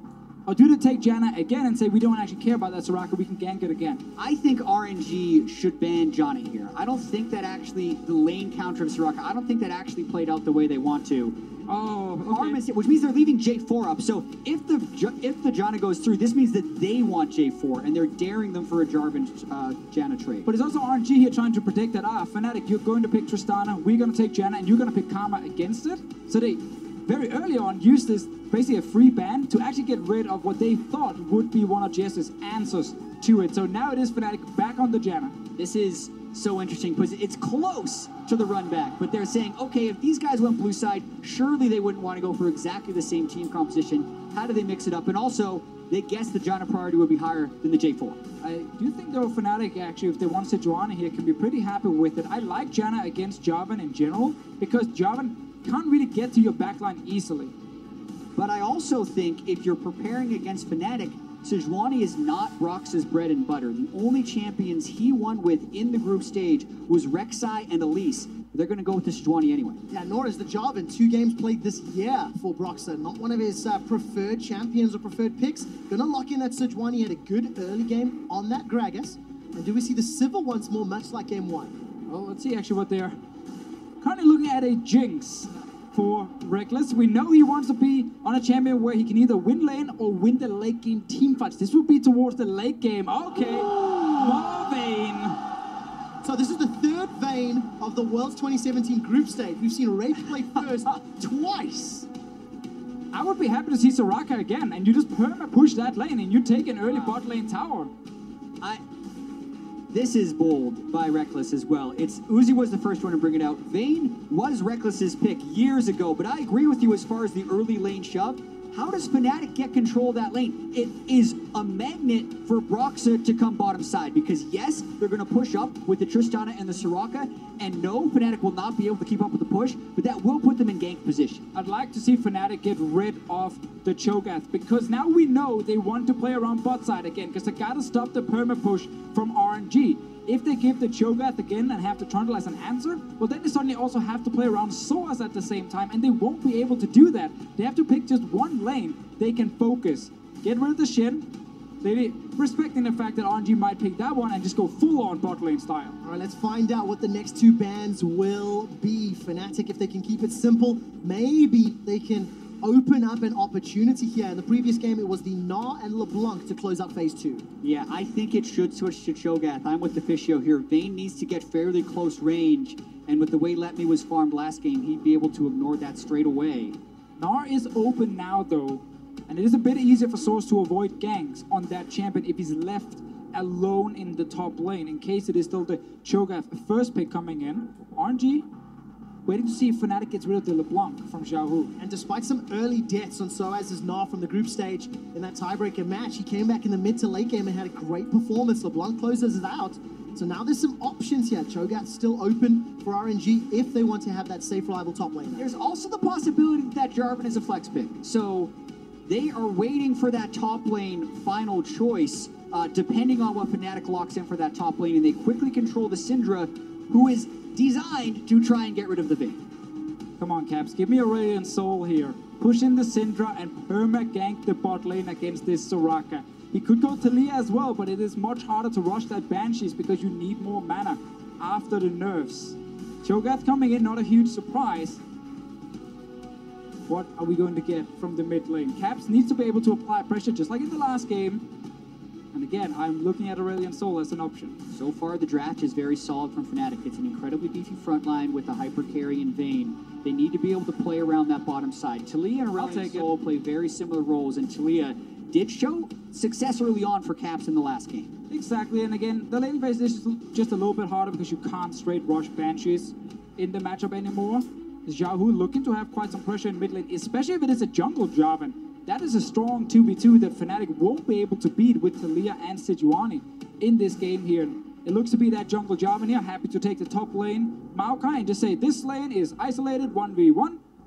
Let's see if Fnatic can actually kill Soraka early game. Yeah, but this game will be, I feel like, decided more so in the mid game than in the super late game, because when I think about the way these fights will play out, the Cinder, the Jarvan, and the Maokai click all of their buttons onto Reckless.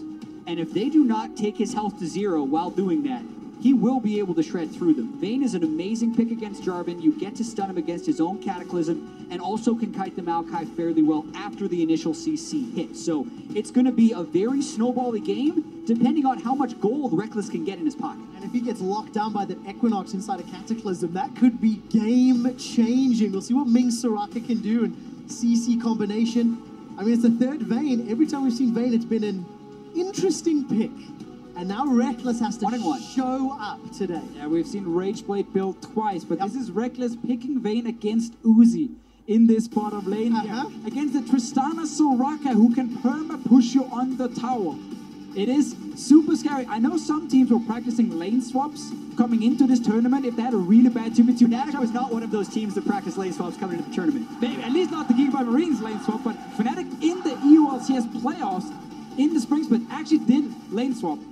Level 1 to try and get out of bad matchups and surprise the enemy team. I just want to bring it up. I'm not saying it's going to happen, but it is something to consider. Yeah, and I think it's something RNG does need to consider. The way I think this lane is going to play out is Reckless farming under turret and then Fnatic going all out for kills on Soraka because they get a few kills onto Reckless, and if he can hit his items before Uzi does, they can start creating plays around that lane. All right, we'll keep an eye on how that plays out. It's game 2 of Fnatic taking on Royal Never Give Up, and as the tournament continues to ramp up, you guys at home can add to the prize pool. You can also donate to charity by picking up that Championship Ash and the complementing award skin today. Total prize pool is over $4 million, and that's what these teams are fighting towards. Got to win here, and then they've got to play SKT, and then they're going to make it to Beijing and the Bird's Nest. And it's so fun now to theorize about the early game.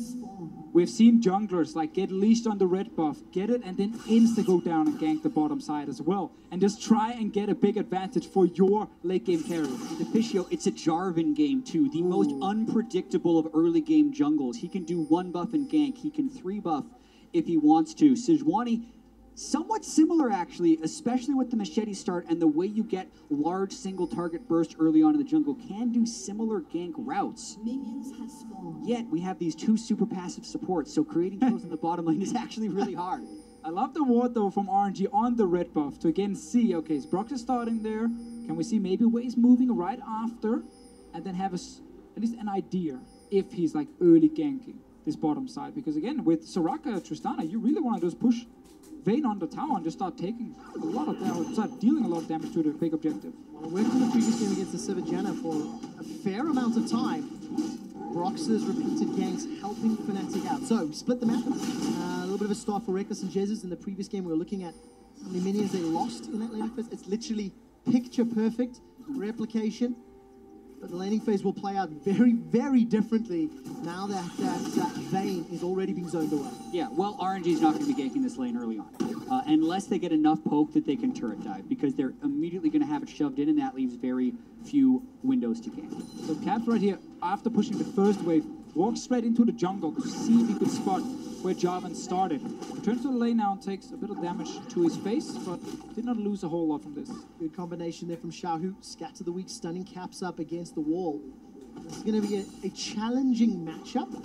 But Caps, once again on that champion that can impact side lanes, doesn't have to worry about Trundle in the top lane, something that you guys talked about at length in picks and bans. Simplify that team comp and just make sure Reckless gets in. Both top lanes though still gotta respect that it can be early gank pressure towards them. We have already now the Sejuani top side. MXG is moving to top side as well.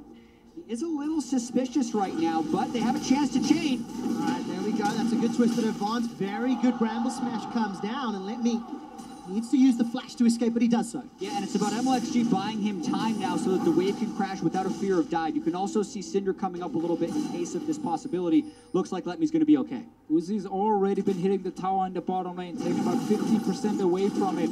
Caps takes another trade right there that actually goes in favor of Xiaohu. Return gank though from Broxa and trying to counter gank in case MLXG is here. All right, after all of our theorizing and discussion around this top lane, both junglers helping their respective top laners out. Right, minion wave is pretty sizable here, but I don't think you want to town out Makai, even without his flash. Very, very difficult setup, and instead, Soi's backs away. Yeah, I think Brox overstayed. There wasn't much to do in that top lane, but I do want to call attention to the mid lane, because in this matchup, whoever gets the push and the control of the mid lane can impact the bottom lane more, and that is something that Xiaohu has been very good at so far this tournament. If you just look at the ways he's gotten his kills and assists pre-15 minutes, you wouldn't think he's a mid laner. He has 5 kills and assists in the bottom lane, 2 in the mid and 1 in the top in the first 15 minutes of the game.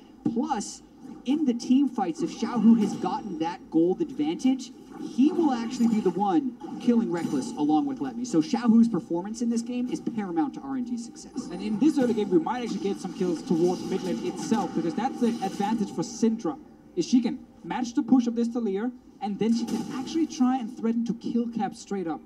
Obviously, there's a heal now, Talir, so that needs to go down first. And MLXG might have to join as well, but not right now. We see a gank top side. We talked about this. The top lane has got to be careful here because the junglers, they want blood. Right, Rupture and Feral Scream's pretty good. Flash from Soaz blown to get out of that knock-up combination. And just to round out that mid lane discussion, Xiaohu's already up 8 CS in that mid lane, but there is a wave in front of Caps as he's clearing out. Soaz feeling emboldened, knowing that the flag and drag was on cooldown, and Brock that gank. That gank in the bottom lane. It's 5 minutes. Last time round it worked in favor. The flash Zephyr from Jezus. Here's the Arctic Assault comes down from Ming. Gonna interrupt Uzi on the way up, and first blood picked up by Reckless. They just run RNG down. And to Fisher, that's exactly how we expected this lane to play out. MLXG shows topside, stays topside, Soaz plays aggressive to keep him there. And Fnatic 100% ignore Uzi because they can. Both summoners and the kill. And it's such a sloppy ward from RNG in the bottom lane. Look, it's just at the entrance of the brush here. They barely get any information on when Sejuani might be down here. And Ming, of course, pushed forward with Uzi here. And he ends up just dying to, again, another pretty easy gank setup for Fnatic against this Soraka. Obviously, you also need some help from your mid lane in terms of vision. But it's Fnatic setting up all the control wards to allow them actually moving down to bottom side. That allows Fnatic to once again secure first blood. We talked about it in the previous game, Jack. We see it again this game. Fnatic early decision making on point. But what can they do more? It's an advantage, but it's an advantage in a uneven matchup. So this kind of just brings it to even. It's exactly where they need to get their advantages, though, because Reckless's ability to get gold on himself and not get one shot is the deciding factor in this game. Also note MLXG's build path, challenging Smite as well as Longsword. He's going Warrior Jarvan because it really will be all about them pressing all of their buttons on Reckless when he's in range and seeing whether or not that's enough damage to take him to 0. Jesse stands right next to Reckless, presses his ult and says, no, you're not killing this 80 carry today. MLXG likes to do this as well, where he goes Black Cleaver then second and actually delays all these tank guys until he gets a GA as like the first way. He's like, now I'm quote-unquote defensive, even though there's still quite some damage on that item. So, gentlemen, we've seen now this is the third vein.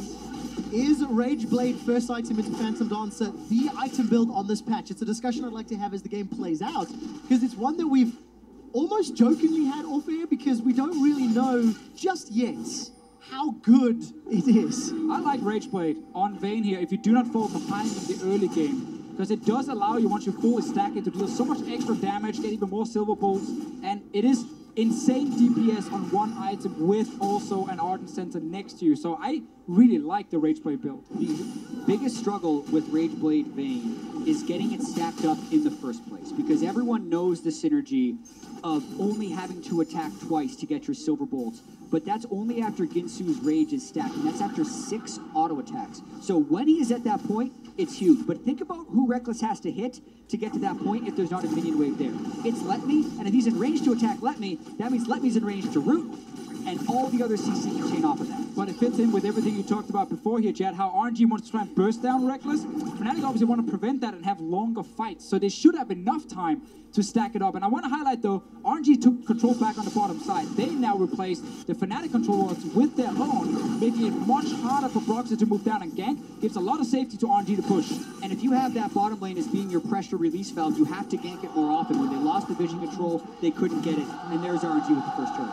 There we go, Tower first blood secured. We've seen so many games and so many teams taking charge after taking the tower. Cataclysm comes down, Reckless gets a good condemn onto Uzi to buy some time. Silence locks Jezus into the pit, and that means he gets taken down. RNG with first tower and their first kill of the game. And again, this starts with the control around mid lane that allows MLXG and Xiaohu to move into the jungle of Fnatic, and then MLXG can just follow his team down towards the bottom side. He knows Uzi and Ming are already killed the tower, and he can just go for an easy kill on the no flash Janna. He has a great vision setup from RNG, and it's punishing once again that Fnatic can't really see anything on this bottom side. Yeah, and it also punishes the previous game. When Jezus flashed for Ming, that means Jezus no longer has flash, and they pretty much ignored Reckless with the initial engage until they trapped Jezus in the Cataclysm to finish it off. Now you have this problem here as a Vayne, where you lost your tower, you are the slowest AD carry when it comes to pushing minion waves, because all you do is just single target shoot them, and it's like 3 hits on a caster before you actually kill it. So Tristana, what, 2 seconds, the wave is gone. Vayne, 7-8 seconds, and the wave is gone. And it just means that your team is forced to play so passive on the rest of the map because you're not applying pressure for quite a while. And I do think this is interesting what RNG is doing, because you would expect the Tristana who kills the turret to immediately lane swap, run that cycle, get the second turret. but Uzi has already gone back towards the bottom lane to at least clean up this wave. So I want to see how RNG plays this, whether they try and continually regank Reckless now that they got his flash down, or if they just clear this wave before going top. We have seen this a few times where teams stay and then push all the way for the tier 2 tower in the bot lane and then take over the bottom side jungle. Take away the red buff, take away whatever camps are in there, the big camps with lots of small minions in them, and just constantly threaten either tower diving on tier 2 tower or go mid and kill the mid lane. Exactly, because it's a trade-off of pressure. If you send the Tristana up into the top side to take a turret, you're probably giving the bottom turret over to the Vayne and giving him that gold. So this is less immediate gold for RNG, but it's also less gold onto Reckless, so it's a trade-off I think they're willing to make. They actually now ended up saying, we just wanted the wave here.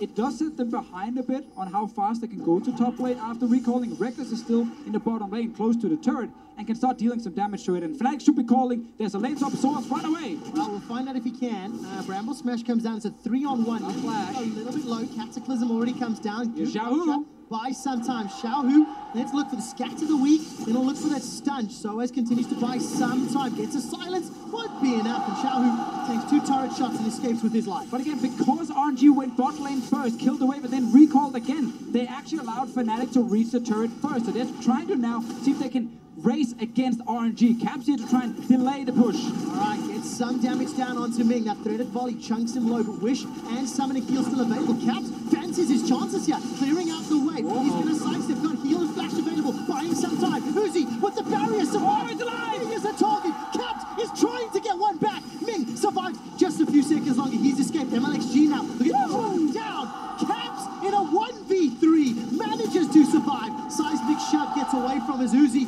manages to get to the plant. While this is going on, Reckless and Jezz, they're hammering away on the inner turrets, and the top turret survives. Huge play by Caps, and a big miss by Uzi, who could have flashed to finish the kill with an auto attack if he didn't shoot him away. He overestimated his damage up against Caps and ends up getting MLXG killed, and that buys even more time for Fnatic to push that bottom side. What a hero play here from Caps. It looked crazy at first, like he's just walking in trying to kill the wave, but will die for it and they get tower anyway. But let's see it once again. Knockback not hidden there onto Ming, but he still sits with this little goal in his mind of like, I need to kill the minions. I can save the tower, then even if I die, I need to kill the minions. And he's so close to actually dying with the heal coming in from Caps here, baiting Uzi, and then he stays alive. Uzi was hoping to execute with the ultimate, but Caps killed at just the right time. That play could have easily gone either way and been a kill plus turret for the Uzi snowball, but it is not. Caps holds him off. So important for Fnatic. They got the tower down bottom, they got that kill onto Caps. It's now 600 gold game. RNG, while they're still in the lead, Jesus has completed that Ardent Sensor already. Reckless picked up that recurve bow to go alongside his pickaxe. So Fnatic surviving by the skin of their teeth. And let's see whether or not they can do it again, Deficio, because MLXG is looking for a dive. And he's going to complete the teleports here. Very good interrupt. MLXG actually channeled though. And Dim comes out from Reckless. Jezz is forced to flash out the Cataclysm. Yeah, he's turning it. Reckless trying to get one back. The Seismic Shove. That's another for Fnatic. Now the runaway as Caps gets pushed by Scats of the Week. The tower falls though. It's a kill for tower. And you got to see there how difficult it's going to be for RNG to get the clean initiation right there.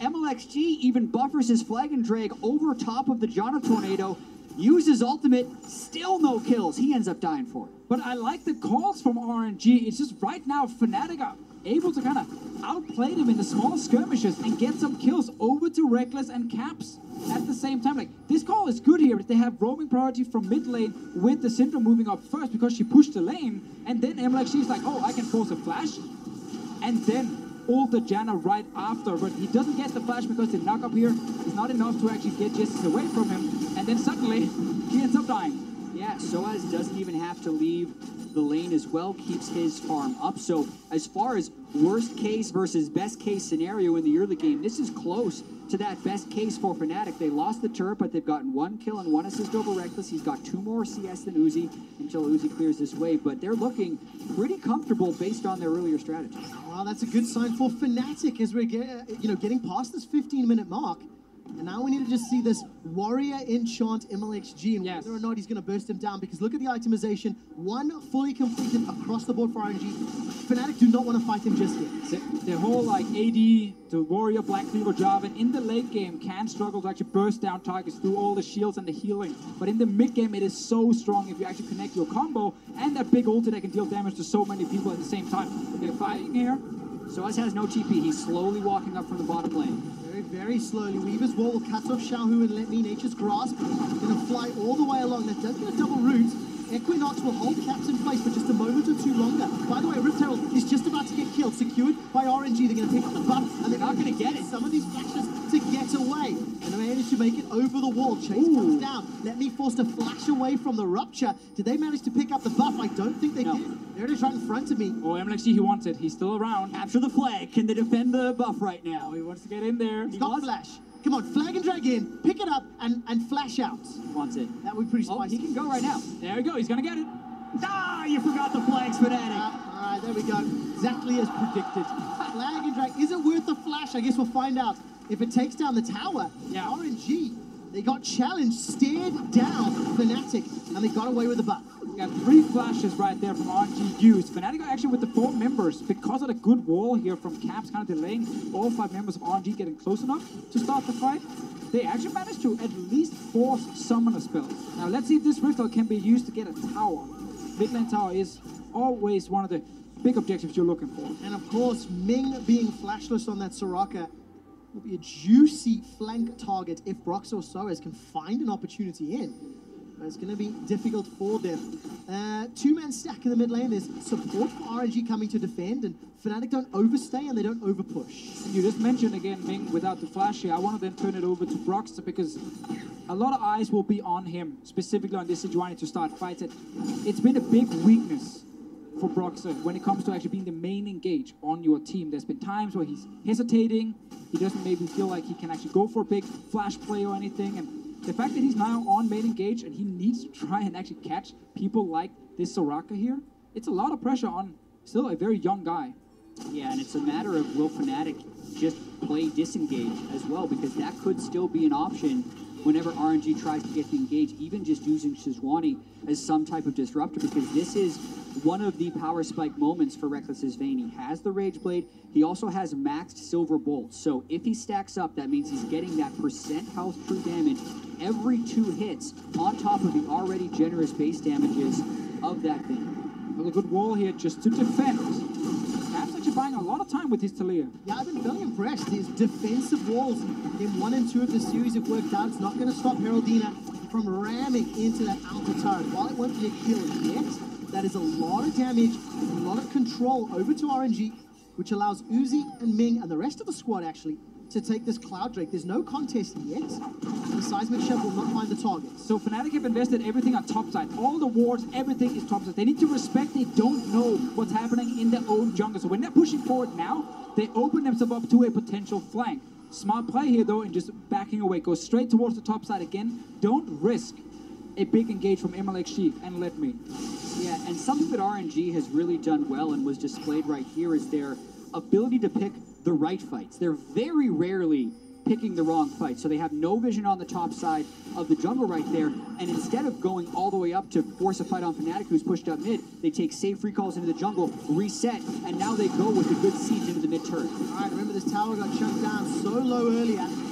Versus 20. Will buy some time. Now Ming is the target, who is flashless. Broxer, with all the pressure on him, finds the target. The tower's still scanned. Soaz teleports in behind. I didn't even see that happen. Uzi and Ming are down, and Fnatic are sieging mid. And that Raptor camp is Sejuani's playhouse when you're trying to siege that turret. Always over the wall to get that engaged. Broxer pulls it off. Also, Jess is right there with the shield on the turret. Meant that Uzi stayed around to try and finish it. He couldn't actually do it, and RNG ended up overstaying. They got punished for it. It's another kill over to the Vayne. Didn't even see that TP from Soaz shutting down Uzi. 19 minutes in, Fnatic will take the gold lead, the tower lead, and the kill lead. Only Dragons in favor of Royal Never Give Up. But they still have an unenviable task of dealing with RNG in the mid game. But it is the same setup now where it's Caps in the mid lane. It's, of course, Reckless and Justice in the side lane. Let's see the play. There's the ward he's TPing onto. Look at the shield coming in here to save the tower. So RNG is staying around to try and finish it, and that's where we get the big engage. It's that extra little bit of greed from RNG. That was their Achilles heel when they lose, but they have been able to avoid it for so much of this world. It cost them there, but it's mainly with Fnatic knowing exactly when to go for that engage and getting it. The tower does fall eventually, gentlemen, as we roll over. And for Fnatic, now the carries. It's all about them. 2-0-2 for Caps, 2-0-2 for Reckless. And when they're playing well, that's when they're winning games. Exactly, and we put so much emphasis on the Vayne, on Reckless. Can he hyperscale? Can he carry? But really, this team doesn't succeed unless they are both carrying. You can see that damage percentage. Reckless, even when they were winning, actually had a 28% damage percentage rather than the 41% in week 1 when they'd lost all their games. So the fact that Caps is 2-0-2 on Taliyah as well diversifies their threat. So when everything is thrown into Reckless, Caps can still do work as well, which puts Fnatic in an enviable position. Right here, we actually saw another engage. Let's see what happens. There's the flash away from Caps. MLXG is just obliterated because he's not tanky. You have to remember, it is a very squishy Jarvan jumping in here. Do they Baron? They have Cho'Gath. There's no feast just yet from him. I think it is absolutely worth posturing around the area. They need to get control, and then Broxa has flash and ultimate. They're going for Xiaohu. Xiaohu forced to flash, but he's out of position. Remember, he's got no unleashed power. Seismic Shove is stepped away from, and the Glacial Prism will buy some time, as will the Wish. Xiaohu cannot run away, and he pushed far too forward, far too quickly. Fnatic are finding some very good fights, and RNG not really reacting properly here. They tried to push up the mid lane to then maybe move into River in case Baron was started, but then there's a quick turnaround from Fnatic to get another kill. Individual positioning mistakes on the side of RNG.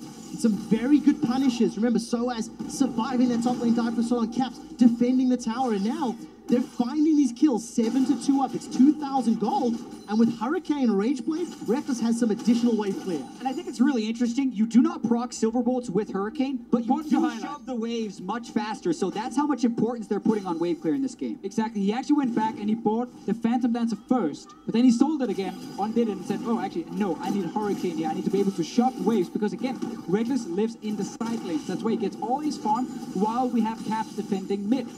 If he's able to push out his side lane and then join his team, he's going to be much stronger, because again, he's constantly getting farm, and it's hard to deal with for RNG because they can't really stop all these lanes from pushing. All right, look at the itemization. Xiaohu, Banshee's Belmarel, and Namikon. Uzi's working towards that Infinity Edge, but does not have it yet. And Caps on your screen, Leandri's Torment and that Morello's. He's going to be combining with Soaz in just a moment. See if they can use that Weaver's Wall, but maybe it's just going to get a flash if they decide to engage. Yeah, important to highlight that Let Me still sits with the defensive summoner. He's trying to play it very safe, not seeing where Taliyah or Sejuani is on the map. It's just going to allow Fnatic some time to set up around Dragon. It's a minute until Infernal.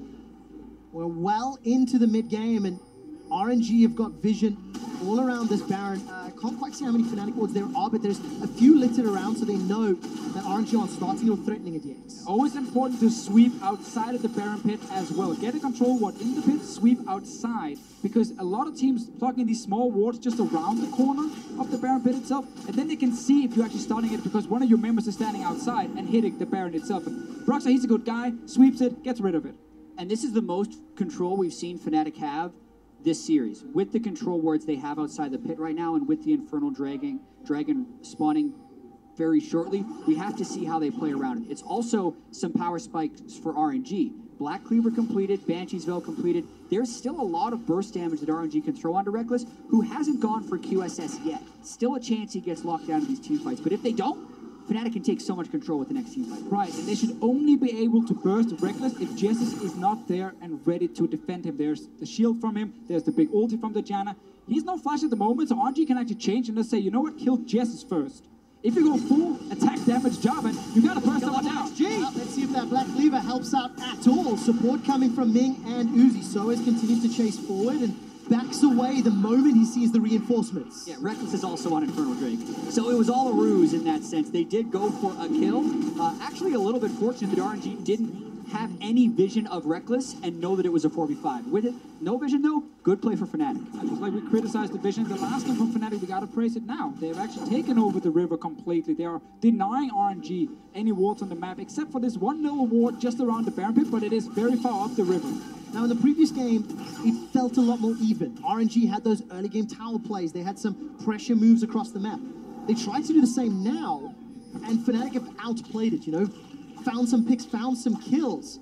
I know RNG turned this around. Is it really just as simple as find and kill Caps or Reckless and then take a big objective? And that only really comes from vision. I mean, exactly. You can say the outcome would be to kill the carries, but you have to get vision control somehow, and that's just so difficult for RNG to do because when looking at the draft and seeing the Janna Vayne lane against a Triss Soraka, you think, all right, this is at least 3 turrets to 1 at the start of the game. But we're 3 turrets to 3 now, 25 minutes in, because Fnatic was able to punish RNG whenever RNG was going for the turrets, thanks to Broxa finding the initiation time and time again, which makes it really difficult for RNG, because they don't win the team fights now, so they can't get the vision. And that's why it's so interesting that RNG in the early game, again, do not value getting a lot of vision around the bottom side, but instead go top lane. They actually gave Fnatic the full control down there, so Broxa found a way in for an easy gank and picked up that kill, delayed the game a little bit.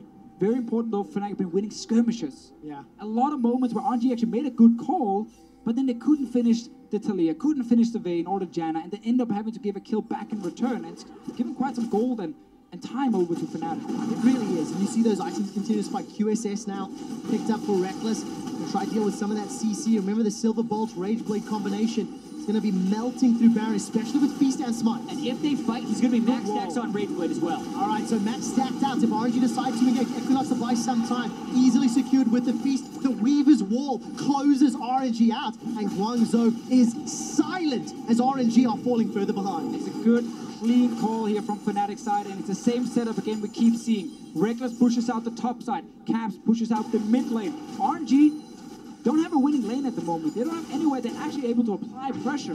Because if MLXG is trying to go mid, he needs Caps to overextend first to actually kill him. If he doesn't do that, suddenly Fnatic have multiple members that can roam into mid lane and just stop this Jarvan from doing anything. And it's so difficult for RNG because they lost so many of the early fights. They didn't manage to snowball the Tristana Soraka lane. There's no room for Fnatic now to make mistakes if they play this 3-1-1. That's the Fisher setup in the previous game, how they like to play around the map, especially with the Vayne and this Cho'Gath. But when you open yourself up to a Maokai Jarvan engage, because you're split, it can go pear-shaped real quick on the Fnatic side. So let's see how they play the map. There is a chance from that, but this is what Fnatic is practiced with as well when they were tearing through the EULCS regular season. The champion picks were much different, but ultimately they did love to play with Reckless in his side lane, and now Vayne is probably the best duelist as far as AD carries go. So unless RNG throws the house at Reckless, he probably wins those fights. While the house has been thrown, it was at Caps. You can see him low on HP, and he used his flash to escape. This is going to open up more towers because there's a lower threat to engage. That's kind of what we were mentioning before here, how like mid lane is where RNG are trying to do something, but it's so hard because it requires Caps to completely overextend. Now, yes, he used the flash, so he needs to play even safer, but RNG did not get a kill from this one. They have to re-gank the mid laner, and Fnatic should know this will happen. And Caps just do not step too far forward. And MLXG can't be the initiation for RNG right now. He fell too far behind in this game.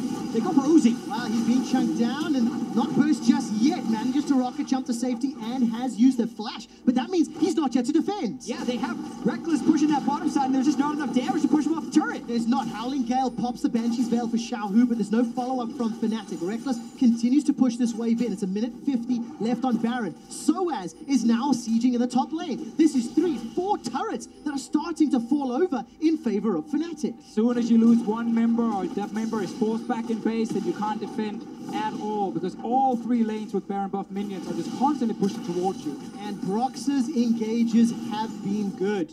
On the front line, finding the key targets. It was Ming on that mid-tower defense earlier. And it was Uzi getting his summoners, and that's allowing these towers to get pressured and sieged by the Fnatic roster. We are way past the stage of the game where Vayne is risky and tough to play or hard to play, because now with the Hurricane and the Infinity Edge for even more damage, but again with the Hurricane, he's able to really push the side lane so fast that they don't have to wait for him. They don't have to be like, oh my god, Rekt is always falling behind. Let's give him another 10 seconds before he's doing anything. No, he's instantly just killing this wave, then moving forward. Yeah, and they've gained this advantage from the split push, but I feel like for Fnatic, when they win this game, it's Infernal Drake number 2, it's Baron number 2, and then they just go. Reckless is at such a point with the Knight's Vow on Broxa, with the frontline in Cho'Gath, and with the Janna who has Sense and Redemption, that they can actually win that straight-up team fight. The question is, what's the safer play for Fnatic, and how do they choose? Do they group and risk having him get picked off, or do they spread out and risk RNG getting a pick with their pluritude of engagements? Well, we're going to find out shortly. You talked about finding the pick, MLXG. He's been sitting on that Black Cleaver and Warrior Enchant for a little while. He's got himself a cloth armor. He's going to get the GA. That'll take some time. That'll help out ever so slightly, but the main point being, at 30 minutes into the game and down 7,500 gold, that Jarvan did not work out in RNG's favor. Remember, it was Tristana, Jarvan, first rotation red side for RNG. They gave that Sejuani over, and Broxa and the rest of Fnatic have used it exquisitely. And it was because they banned Karma last. Yeah, trying to be like, ha ha ha, if you do not pick the Janna, we will grab it, and we think this is your quote-unquote counter pick to it. We get rid of it, we force you to take Janna again, and we get the Tristana.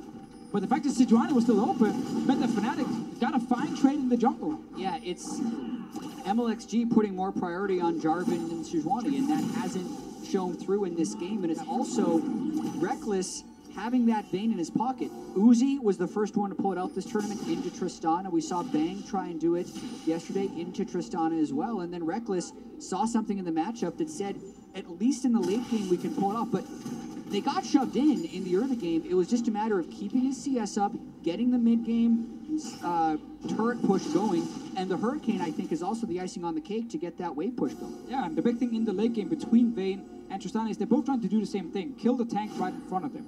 They're both dealing single target damage, but Vayne is dealing a lot more damage to the tanks. So she can actually kill the front line before Tristana can do it. And when the big tank dies, there's no protection for your backline anymore, and then everyone just start dying. Yeah, and at this point as well, like late game Vayne is just goofy. You saw that tumble crit hit a minion for 1,100. Goofy is a great thing or bad thing? It's great if you're Vayne, because you get to kill the tanks with true damage and then do 1,000 health crits on the squishies. So Uzi, Reckless is in an incredibly good spot right now on Vayne. You have to simplify the language when you cast with the Dane. I'm saying goofy can mean a lot. What I also like is, if you look at the itemization as well, not only Vayne and her kit and the build, but then you've got the Knight's Vow, you've got a Janna, you've got Ardent Sensor as well, and literally 3 champions also itemizing to buff that single damage source up while simultaneously protecting Reckless and Vayne. 2 Weaver's Walls have been used by Caps in the last few minutes. The first try shut out Xiaohu, didn't work.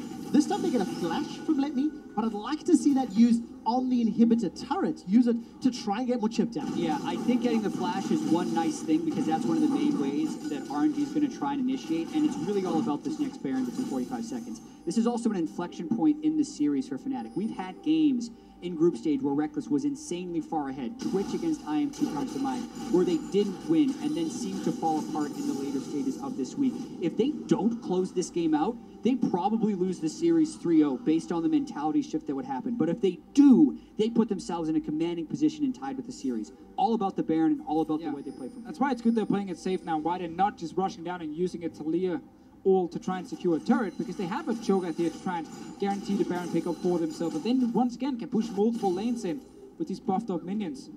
Reckless and the rest of Fnatic, all about getting vision of RNG. You cannot be surprised now by some crazy flank. There's not even a flash in the enemy Maokai, so the engage from RNG should be very hard to pull off. Crowd can feel it, the RNG chants erupt. MLXG, by the way, has got himself a BF sword, some additional burst. Keep your eyes on Reckless on the flank. 5 members of RNG in the pit. Takes it down, and Fnatic get no kills. Unreal steal by MLXG. Cho'Gath Sejuani, the second game Fnatic has had with Cho'Gath where they do not secure the Baron. Is that what Tilt is made of? We will find out. RNG have the tools necessary to stall right now. It's the recipe for Tilt. It's just a matter of, now that it's in the oven, whether or not it comes out cooked. Because this game, watch this, Deficio, you just watch this in slow motion. Double smite, I believe, come through at 1800. And it's at 1,000 HP, where Soaz is trying to go in with his feast. So it was at 1800, something hit it for 700, and then MLXG smoke.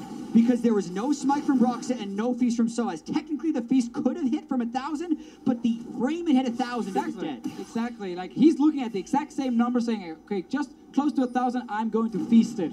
And then when the smite comes in at the same time and it actually kills it, then it's really hard to be like, it's really hard to put any blame on Soaz when it is actually close to 1,000. You're opting into that 50-50. Let's call it 60-40. Yeah, it should be a 50-50. Let's call it 60-40, but it is the problem a timing issue. The problem for me is that you're not denying the Jarvan, or trying to at least deny him. You have Monsoon to try and knock him away before he can splash into the pit. You have knockback from Talia. It's happening. RNG with Baron are emboldened, and they take their 4th tower of the game in the middle lane. MLXG didn't even die when he goes in for that Baron steal. That's the miraculous part about that. He's a squishy Jarvan, and you got a max stack Rage Blade Vayne in that pit, so potentially a huge swing in the game. Fnatic then spread out as RNG makes that first push, and they get that first turret. But what we normally see is that you try and time it so that you say feast and smite at the same time, so you can do it above 1,000 HP. But MLG just got in there and hit it perfectly. Again, the fact he was allowed entrance, he EQ'd into the pit. There's so many knockbacks on the side of Fnatic to deny that from happening. And he should never get in there in the first place. They even had a ward on it. MLXG wants to play. MLXG's got himself a Guardian Angel after that last Baron secure. By the way, looking at MLXG, Xiaohu and Ming, none of them have upgraded their boots yet. They need as much combat power as possible. Baron buff is going to help out. Jesus takes a gigantic crit to the face. But that's double ults burned by Fnatic. Reckless no longer has the final hour for the team fights. That actually gives RNG a lot of confidence when going through on this next play. We're going to have to replay that Baron again and again and again if that ends up being the deciding factor in this game, because Fnatic has it in the back of their minds that that Baron should have been theirs. When you go for Baron with the Cho'Gath, you expect to get it. Whether or not the scenario was different and it was burst from 1,000, it's all about moving past it from that point forward. It's not the first time that we've seen that happen. Don't expect it to be the last. Elder Dragon is up in 3 seconds. The minion wave seemed to be pushing in favor of Fnatic, although Letme's trying to deal with the top one. Right, RNG barreling down mid, Fnatic on Elder. It's going to be gone. They're going to try this one more time, but there's no vision. This time the Feast can get it. And this time they deny MLXG as well. Do not let him even close to this Dragon Pit. So double Infernal Elder Drake for Fnatic. They still haven't lost anything in their base, but RNG are looking towards mid. But I love that call from Fnatic, undeterred by the last secure going wrong, knowing the Elder is important with the double Infernal to stop the Baron push of RNG and buying time for that Baron power play to be fairly irrelevant. Fnatic now have double Infernal and the Elder. I think it's very important to note that Baron for RNG was a stalling Baron. It did not necessarily give them control of the map. It did not necessarily even out the game. They're still 6,000 gold down. So it's still a huge uphill battle for RNG. Yeah, and that's why it's not the end of the world for Fnatic, because their late game is still fantastic. Like, they have the double Infernal Drake, they have the Vayne, who's currently sitting on 4 fully completed items and a QSS. So they're still looking to take the next team fight and win the game. It just sucks for them they didn't have a Baron buff to do it with. It does suck when you misplay it, or mistime it, or it'll come out in the wash, I suppose. A little too early to tell. Right, Weaver's Wall is up for caps. I'm looking down the flashes on the Fnatic side. Only Jez is unavailable. MLXG on the other side is the one without the ability to flash in or out. Weaver's Wall maybe a little early. The minions did not quite make their way up. Xiaohu with that Death Cap Void Staff doing a lot of work to wave clear.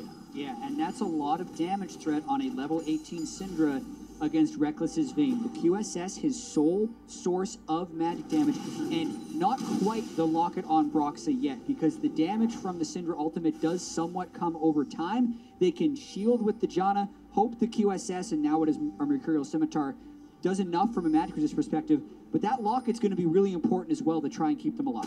The fact that RNG are just holding on here, just hoping for one big team fight they can win to turn this around. They're actually going towards Soaz now. Xiaohu is here as well in the bottom lane. All right, stun lands onto Soaz. He's still got that Gargoyle Stone Plate to tag if he needs to. Real hard to Gonna throw that one out. There comes the Unleashed Power. Yet another stun. Soaz continues to run away. 1,000 HP. Flashes over to blast code. Gets the blast code out. Sends MLXG away. Soaz still not down. Sidestep. Scatter. The weak falls short. Classic Soaz escapes. And he didn't even need teleport this time round. He's always doing it. He ends up pushing up a lane. He's about to get caught. Everyone thinks he's dead, and then he finds a way out. Takes the blast cone to safety. Had to use the flash though, which is a big one for him in future fights if he's flashing onto the back line of RNG. But for now, just feast the tank in front of you and let Reckless do the rest. Yeah, and it's all about prepping for that next Baron in 1 minute. Ultimately, all of the R buttons for RNG will be back up before that happened, and they didn't burn any summoner spells. So the cost is still 2 summoner spells for Fnatic. Well, Fnatic must have learned now from the last Baron here. Try and deny MLXG from getting into the pit, at least force him to flash into that pit if he actually needs to try and steal it. Also, the same thing is, because MLXG got into that pit, and I actually think with his ult, he might potentially have forced Source out of range for his feast, or at least done something that he couldn't actually go straight for. But again, it's on Fnatic to obviously smite feast earlier and just combine the two. There are tools to make that safer as we go past 40 minutes very, very shortly in a game that Fnatic looked in such control of. Now they're on the risk of losing some control. There's that ward RNG have placed outside the Baron pit. Officio has touched on sweeping outside the pit. So RNG happy to keep stalling, keep playing for time, get late, get more damage, more armor, more tankiness for this squad, and then see if they can out-team fight. Hey, they got that ward on the outside. This makes it even more difficult for RNG to check. They don't even have waves in great pushing positions right here. And so much of it would be, can RNG actually get an engage on the Fnatic? They're going for Xiaohu. Righteous Glory doesn't get them in range. Banshee's Bell needs to be popped, and no flash for Soaz. Uzi, by the way, quietly gaining power. Got that Mercurial to back up his 5 damage item build, and he's terrifying right now. Exactly. The full item 80 carries being on both sides take away a little bit from Fnatic's ability to just brute force a Baron, because even though they should be able to secure it with the Cho'Gath and the Vayne, that didn't happen last time. And then the shored up teamfight win isn't as sure when you have the Deathcap, Voidstaff, Syndra, as well as the 6-item Tristana. We have to see how MLXG team fights here. He likes to find good flanks and then surprise the enemy with a quick engage and get some burst down on Caps or on Reckless. At the moment here, there's flash on 4 members on Fnatic. Only Source missing it. So he's just going to sit in the front here and be a threat against the tanks as well. Yeah, well, Soaz went bottom to try and prep the wave for the split push. Does have teleport, but that gives RNG time to get vision control of the Baron area. It looks like top wave is pushing towards Fnatic heavily in favor of Royal Never Give Up, and RNG they're gonna force this, using Baron to force Fnatic's hand. Now Fnatic all of a sudden, they have to steal this one away. I don't think they have time. Let me compete with his ultimate, and they might be able to stop him from getting in the pit. Weaver's Wall comes down. Baron already secured. That's the second of the game for RNG. Weaver's Wall has locked him out. Caps takes a big chunk from that Dark Sphere. On the back end, Brox is now looking for engage. He's going to be taking the 5 members. Can he survive? No! He gets chopped down. Now it's a 5v4 redemption. A little late to the party in Fnatic. Lose Baron, lose Broxer, and they're losing control. And just like in game 1, we see RNG late game with some really good calls here. Fnatic lost the control of the mid lane, and then RNG said, we can rush down this big objective. Fnatic reacting too late against it after they lost the mid lane control, and they're not even able to contest for it. It's a Mountain Drake on RNG. They took that 10 minutes into the game. 30 minutes later, it pays off by having Fnatic underestimate the burst damage, and then the haphazard collapse by the rest of Fnatic. Carries not in position. Reckless does 0 damage in that engagement. If Fnatic loses this, it would be a collapse. They had so much control before that first Baron play, but now RNG may even be back in the driver's seat. And they know this in-game already. There's so much pressure on Fnatic to actually win this game. They had a huge advantage. They had everything they needed.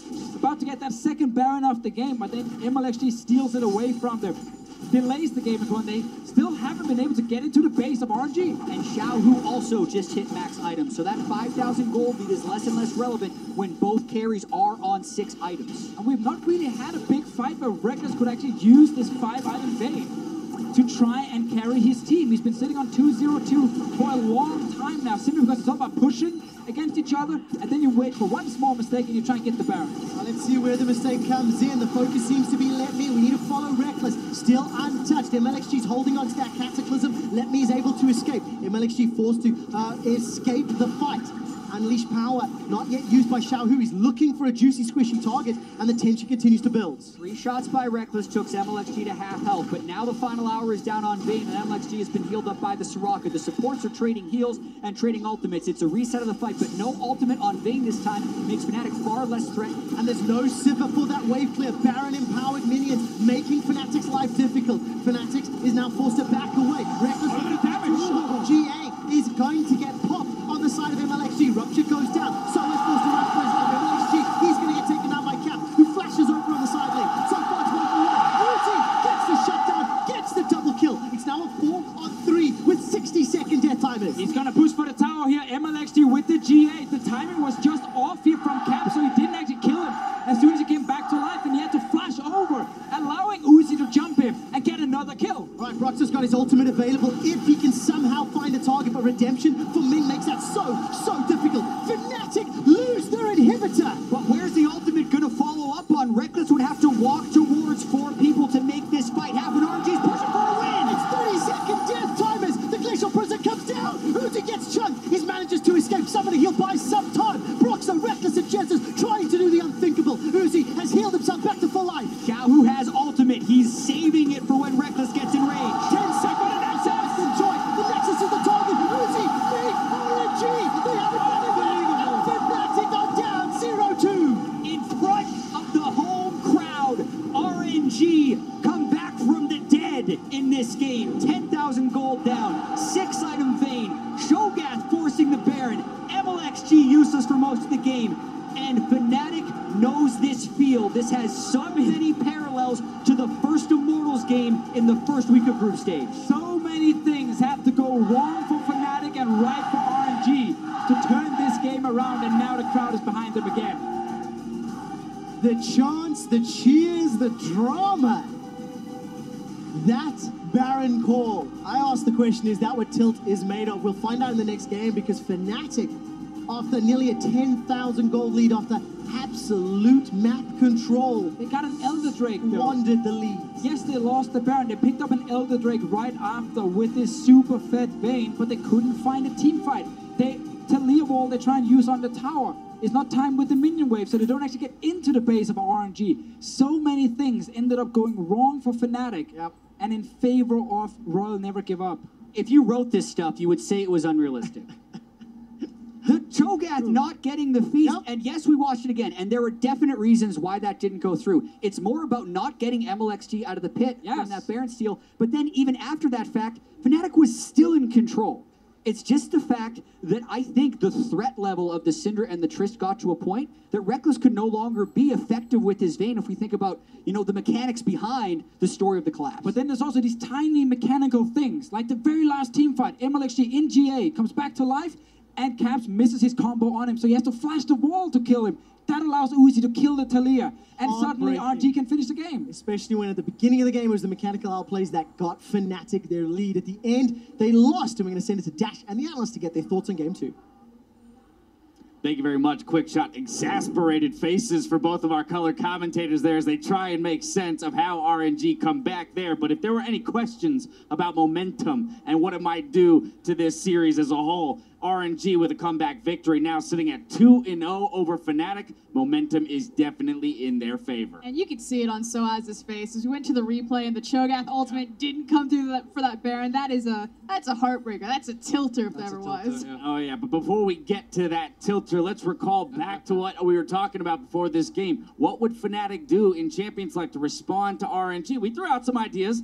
None of those ideas were Vayne, though. Yeah, speaking of tilt, as soon as that Vayne was locked in, I was tilted. I was like, please, no. You just got drafted. Like, you just had a terrible lane phase, and then you just drafted yourself into an even worse one. Like, Janna comes through. We already know that the Soraka counter is going to come through, and then they just grab the Vayne. It's like, well, I guess we're losing tower at 8:05. That's when they lost the tower. Yeah, I mean, I don't really understand the Vayne pick. Yes, I think it was kind of working out, you could say, but it's so hard, I feel like, for Vayne to actually get involved. In the early game, you're essentially completely giving up the push. You're accepting that in an uninterrupted lane, you're going to lose your turret. Even in this interrupted lane, they still lost their turret. And then when you look at the later stages of the game, people talk about Vayne as this hyper-scaling champion. I feel like it's somewhat of a fallacy because you can't actually position it to actually get all these auto attacks off, whereas some of the other champions like Tristana, who has the long range, can. When you're against a Maokai and a Syndra, you can't just tumble forward into them and try to get all this DPS out. So we just saw the Vayne not really paying off. Maxlor, thoughts? Well, it was kind of sad to see that the mid laner of Fnatic ended up, like, let's say, being the dog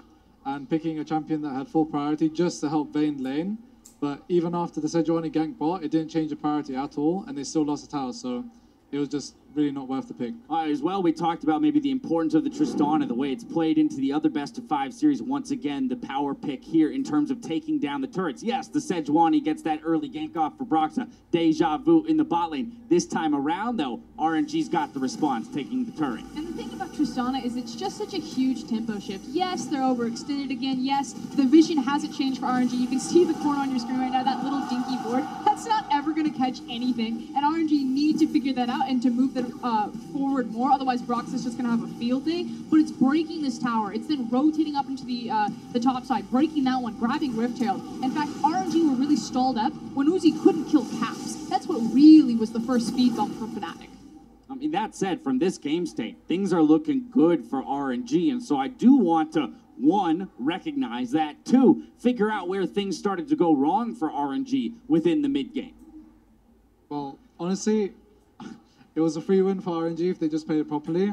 However, MLXG chose to go Red Smite Warrior, which is a really risky approach because you don't have wards for your team. Your support is Ardent Sensor, so he hasn't got wards for his team, so all your plays are going to be coin flip if MLXG isn't living in the enemy jungle. And he was, but he was too over-aggressive at times and died for it, and so therefore Fnatic was able to come back. And then there was that Rift Herald, man. That Rift Herald was... Let's talk about the Rift Herald. I mean, that was some craziness, for sure. Yeah, and we can actually just roll the clip of the Rift Herald, because this is something that you were talking a lot about, the investment into this, and not just about the fact that, yes, RNG did eventually get it, but how much they had to expend to actually get the Rift Herald. Yeah, so RNG used their Maokai's tempo to come from bot all the way to this Rift Herald. And as you can see, RNG just have to like bump their life. Soraka used flash and Maokai has the flash away, so there's like, everything just went wrong, right? And now Soraka has no flash, so Sejuani just easily engages and Soraka's dead. And this is what I was talking about, you know, at the top of the day. It's that Fnatic and RNG are stylistically so similar that they create leads through team fights. It's not this beautiful orchestrated, you know, macro game where it's about the vision control and the wave setup. It's really just about the team fights. And yeah, there are, you know, these instances where they find tempo and they pull the Maokai over when they think that they have the upper hand on taking the Rift Herald, but it falls apart so quickly if they're not on top of the ball, and it kind of goes back to arrogance almost. Like Xiaohu at the top of the day, he's like, we're going to send Fnatic home. You know, this is going to be easy. Their luck has run out, and you can see it right there in that type of play. They think that they're the better player, so they'll keep flipping that coin. They'll keep taking those gambles, and when it doesn't work out, it's suddenly a 45-minute game. I mean, definitely holes in RNG's game that Fnatic was able to find and even extend the lead here from that point onward. The onus was on Fnatic to push the game forward and take the victory. They decide to go for a Baron, and MLXG comes up big with a Smite Seal. This one brought to you by Acer Predator. I mean, this is one where it should be easy. You know, it should be the Feast plus the Smite, timed with perhaps Burst coming out of your mid laner or whatever else. Unfortunately, ulti was just bugged. Yeah, a little bit unlucky there, perhaps. But the fact that Jarvan's able to get in, steal it, and still flash out and survive just makes it that much worse. It's already frustrating enough that he stole the Baron. The fact that he gets out is just like, are you kidding me? Oh, for sure, without a doubt. And then we return to this whole idea of mentality, right, for both of these teams. We already talked about the importance of Game 1, and we've seen it on the faces of the players in those high-intensity moments. All right, well, now you're sitting 2-up as RNG, winning a game that perhaps you shouldn't have won in terms of the mid-game. They should not have won that game. That gold graph spoke for itself, Dash. That was like Fnatic favored. And RNG just literally, Royal never gives up, comes back from the dead. I'm sure Quickshot said that at least 10 times. I mean, they probably shouldn't have, right? But at the same time, it's also ease of execution. And again, I have to look at the Vayne. If that's Reckless with that gold lead on a Tristana, that game is hilariously easy to win because you can walk forward, you can siege turrets, you can team fight aggressively, while you still have the ability to rocket jump out, you can self-peel. There's so much more you can do on a champion like that. And I just feel like the barrier of execution is so high, even when you have all this gold on Vayne, that it's too hard to actually make it work. And I think that is such a big deal because even if you have all the gold, if you can't get active in the team fight, it doesn't really matter. All right, Maxlor, you were playing on this stage yesterday in equally big moments. Game points, match points, we're there right now for RNG, but for Fnatic, they've got to start the miracle run yet again. They did it in groups. Can they do it here in the knockout stages? And if so, How do they do it? What would you be telling this squad right now backstage if you had their ear? Well, someone has to take the leadership role from the Fnatic roster and tell their team, like, it's okay, we can still win, okay? Either that or some kind of motivational speech to, like, break this mental that they're probably all in right now. Like, we should have won that game, we made so many mistakes, we have so many regrets, but someone needs to take that role and just say, guys, we're here, we have to perform, let's just play our hearts out. We have, you know what, we might lose the next game, but it doesn't matter. Let's just play and win the game. I mean, that said, RNG has elected red side yet again, and so we're going to be in this exact same situation for Fnatic. They're going to have to find a solution on blue side where they haven't found a solution just yet. Also, buy pinks. Buy pink horns. Big one out of Azale there, Frost. Any last words here for Fnatic? I just don't want to see another Janna first pick. Like, I understand Janna's strong, but take away the Tristana. SKT found the priority in the very end against Misfits, and I think Fnatic need to find it here. I was going to say, proof of anything is you guys yesterday redefining the meta and forcing SKT to adapt to you. But I think if RNG choose red side again out for this third game, they have a pick ready for Tristana as well. Maybe the Kog'Maw Janna. All right, well, it's going to be an uphill battle if Fnatic want to do it. RNG are one win away from earning their spot in the semifinals. We'll see if Fnatic can fight back in Game 3 after the break. Here's the Arctic Assault comes out from Ming. Gonna interrupt Uzi on the way up, and first blood picked up by Reckless. They just run RNG down. Ming survives just a few seconds longer. He's escaped. MLXG now. Look at him down. Caps in a 1v3. Behind them, slow. Soraka. We got Soraka. No plan Syndra. Tristana? Yep. Silence. 5 members of RNG in the pit. MLXG takes it down. He flashes over on the side lane. Someone's walking up. Uzi gets the shutdown, gets the double kill. Uzi beat RNG. They have it running back. Fnatic are down 0-2. If you want to follow the best of the Rift, then you need T-Mobile, America's best unlimited network. We've doubled our coverage, so you can stream worlds in more places than ever before.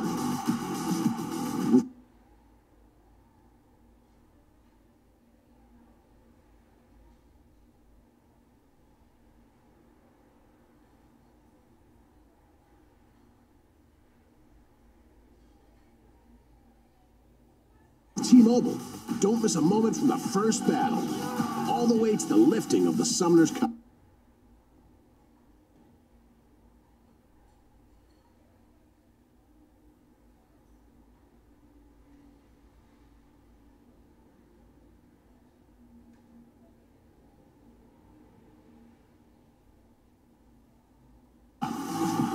Another reason why T-Mobile is America's best unlimited network.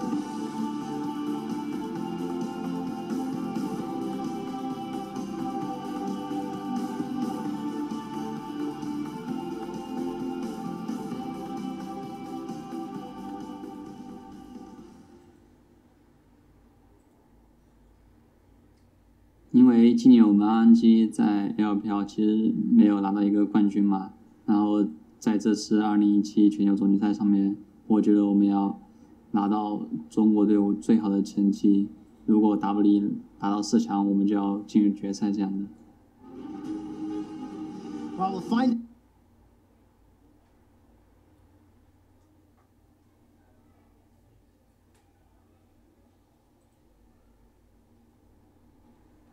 out if RNG can qualify for the semi-finals in a rematch against SK Telecom. These two organizations have history. Welcome back to game number 3. As an update, RNG have once again chosen red side, and while the players are just finishing getting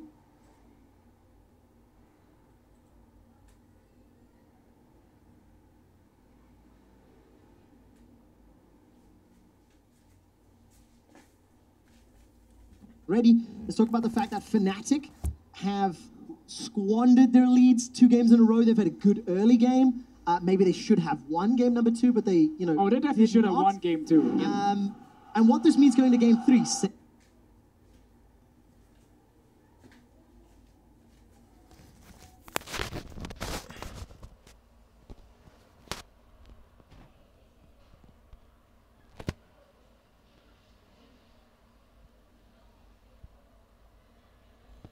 Same side selection. Do we expect the same picks and bans? Well, I believe it's RNG selecting red side once again, so they still opt for this same choice. And even though, right, we think Fnatic should have won that game, so they should be okay, you'd think, with the same pick and ban adaptation. But the big question is Tristana, because that was a late game team fight carry once again for RNG, and I want to see if Fnatic first picks it. And it's important to highlight that Fnatic in the early game, through some great individual play, did not start falling far behind with the Vayne pick. You know, they got a good gang for first blood, they made the Caps roam up the top side.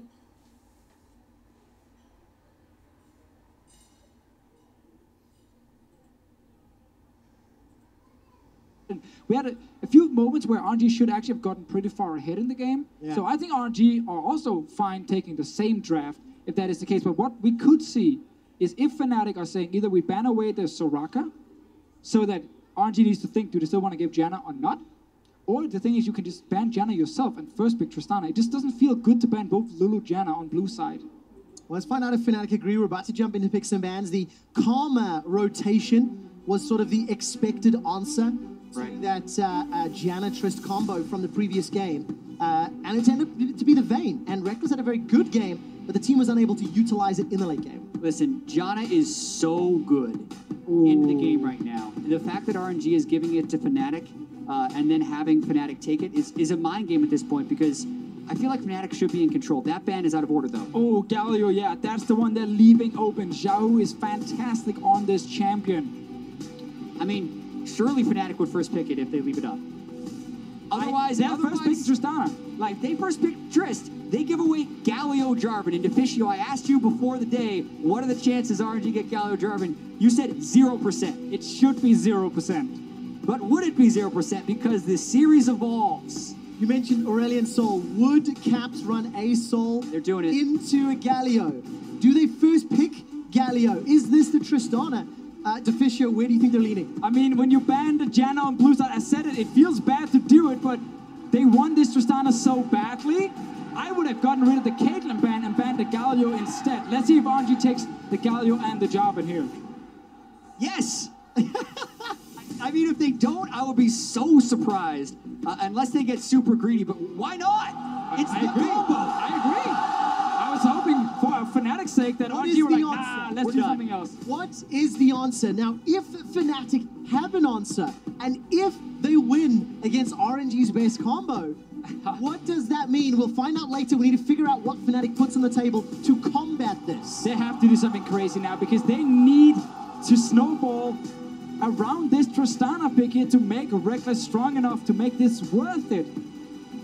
Again, the Caitlyn pick, they're so afraid that Uzi and Ming takes the Caitlyn in the bottom lane and destroys Fnatic's 2v2. And they know they need that 2v2 to do well. But they were okay picking a Vayne in the last game against Soraka and Tristana. They should be okay playing against Caitlyn as well instead of a Galio. You know what I love about this? Is the Taric ban by RNG. Because if you're going to try and shut down Galio Jarvan, it is somewhat of a telegraphed delayed combo with the hero's entrance, the Deterrent pick would work in that situation. So instead of the Karma ban, they ban the Deterrent because they're like, you know what? That dude's gonna pick Triss. They feel like this is what's gonna happen, and they're going to give us the favorite combo of our entire region.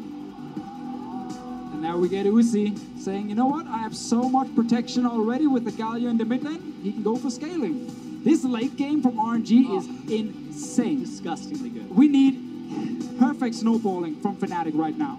Oh, there is so much anxiety here from Deficio and Jet looking at this pick and ban. Let's see what twists and turns we have in phase 2. Cassio has found herself banned multiple times, along with the Shen. And then there's been some pivots. You know, the LeBlanc has gone through, the Na, Orianna are some examples. Fnatic, they still have to reveal what they run into this Galio. Do they go full crazy and play like a Rise and see if they can make that work? If there's no Rumble ban, I'm going to lose it. Because RNG have done this exact composition, Galio, Jarvan, Rumble, over and over and over again. They want the Rumble in the top lane, and less so as feels like he has something that will absolutely smash it in lane phase. I mean, there is already some magic damage from RNG with both Uzi and the Galio probably in the mid lane on their side. I like the Talia ban here from RNG. I think actually Caps was able to do a lot in the early to mid game on this champion. And yeah, Aurelion Sol is still open, but Galio with his ulti can deal with that. It's gonna match. It's so difficult right now. Rise has been one of the go-to picks for teams against Galio specifically. It's not been great. It's not been very successful, unless, of course, you are amazing on Rise. And Caps has played pretty well. Rumble's up to combo to complete the combo. The Orianna ban a little odd on the end there. Maybe just denies any potential swapping. Yeah, definitely. It feels weird to me. A little odd one coming in from Fnatic, but again, it might be a specific matchup in the mid lane they want to avoid. Syndra is still open for Caps here, and while it doesn't feel fantastic to play it against a Galio, it does still give you some early game pressure.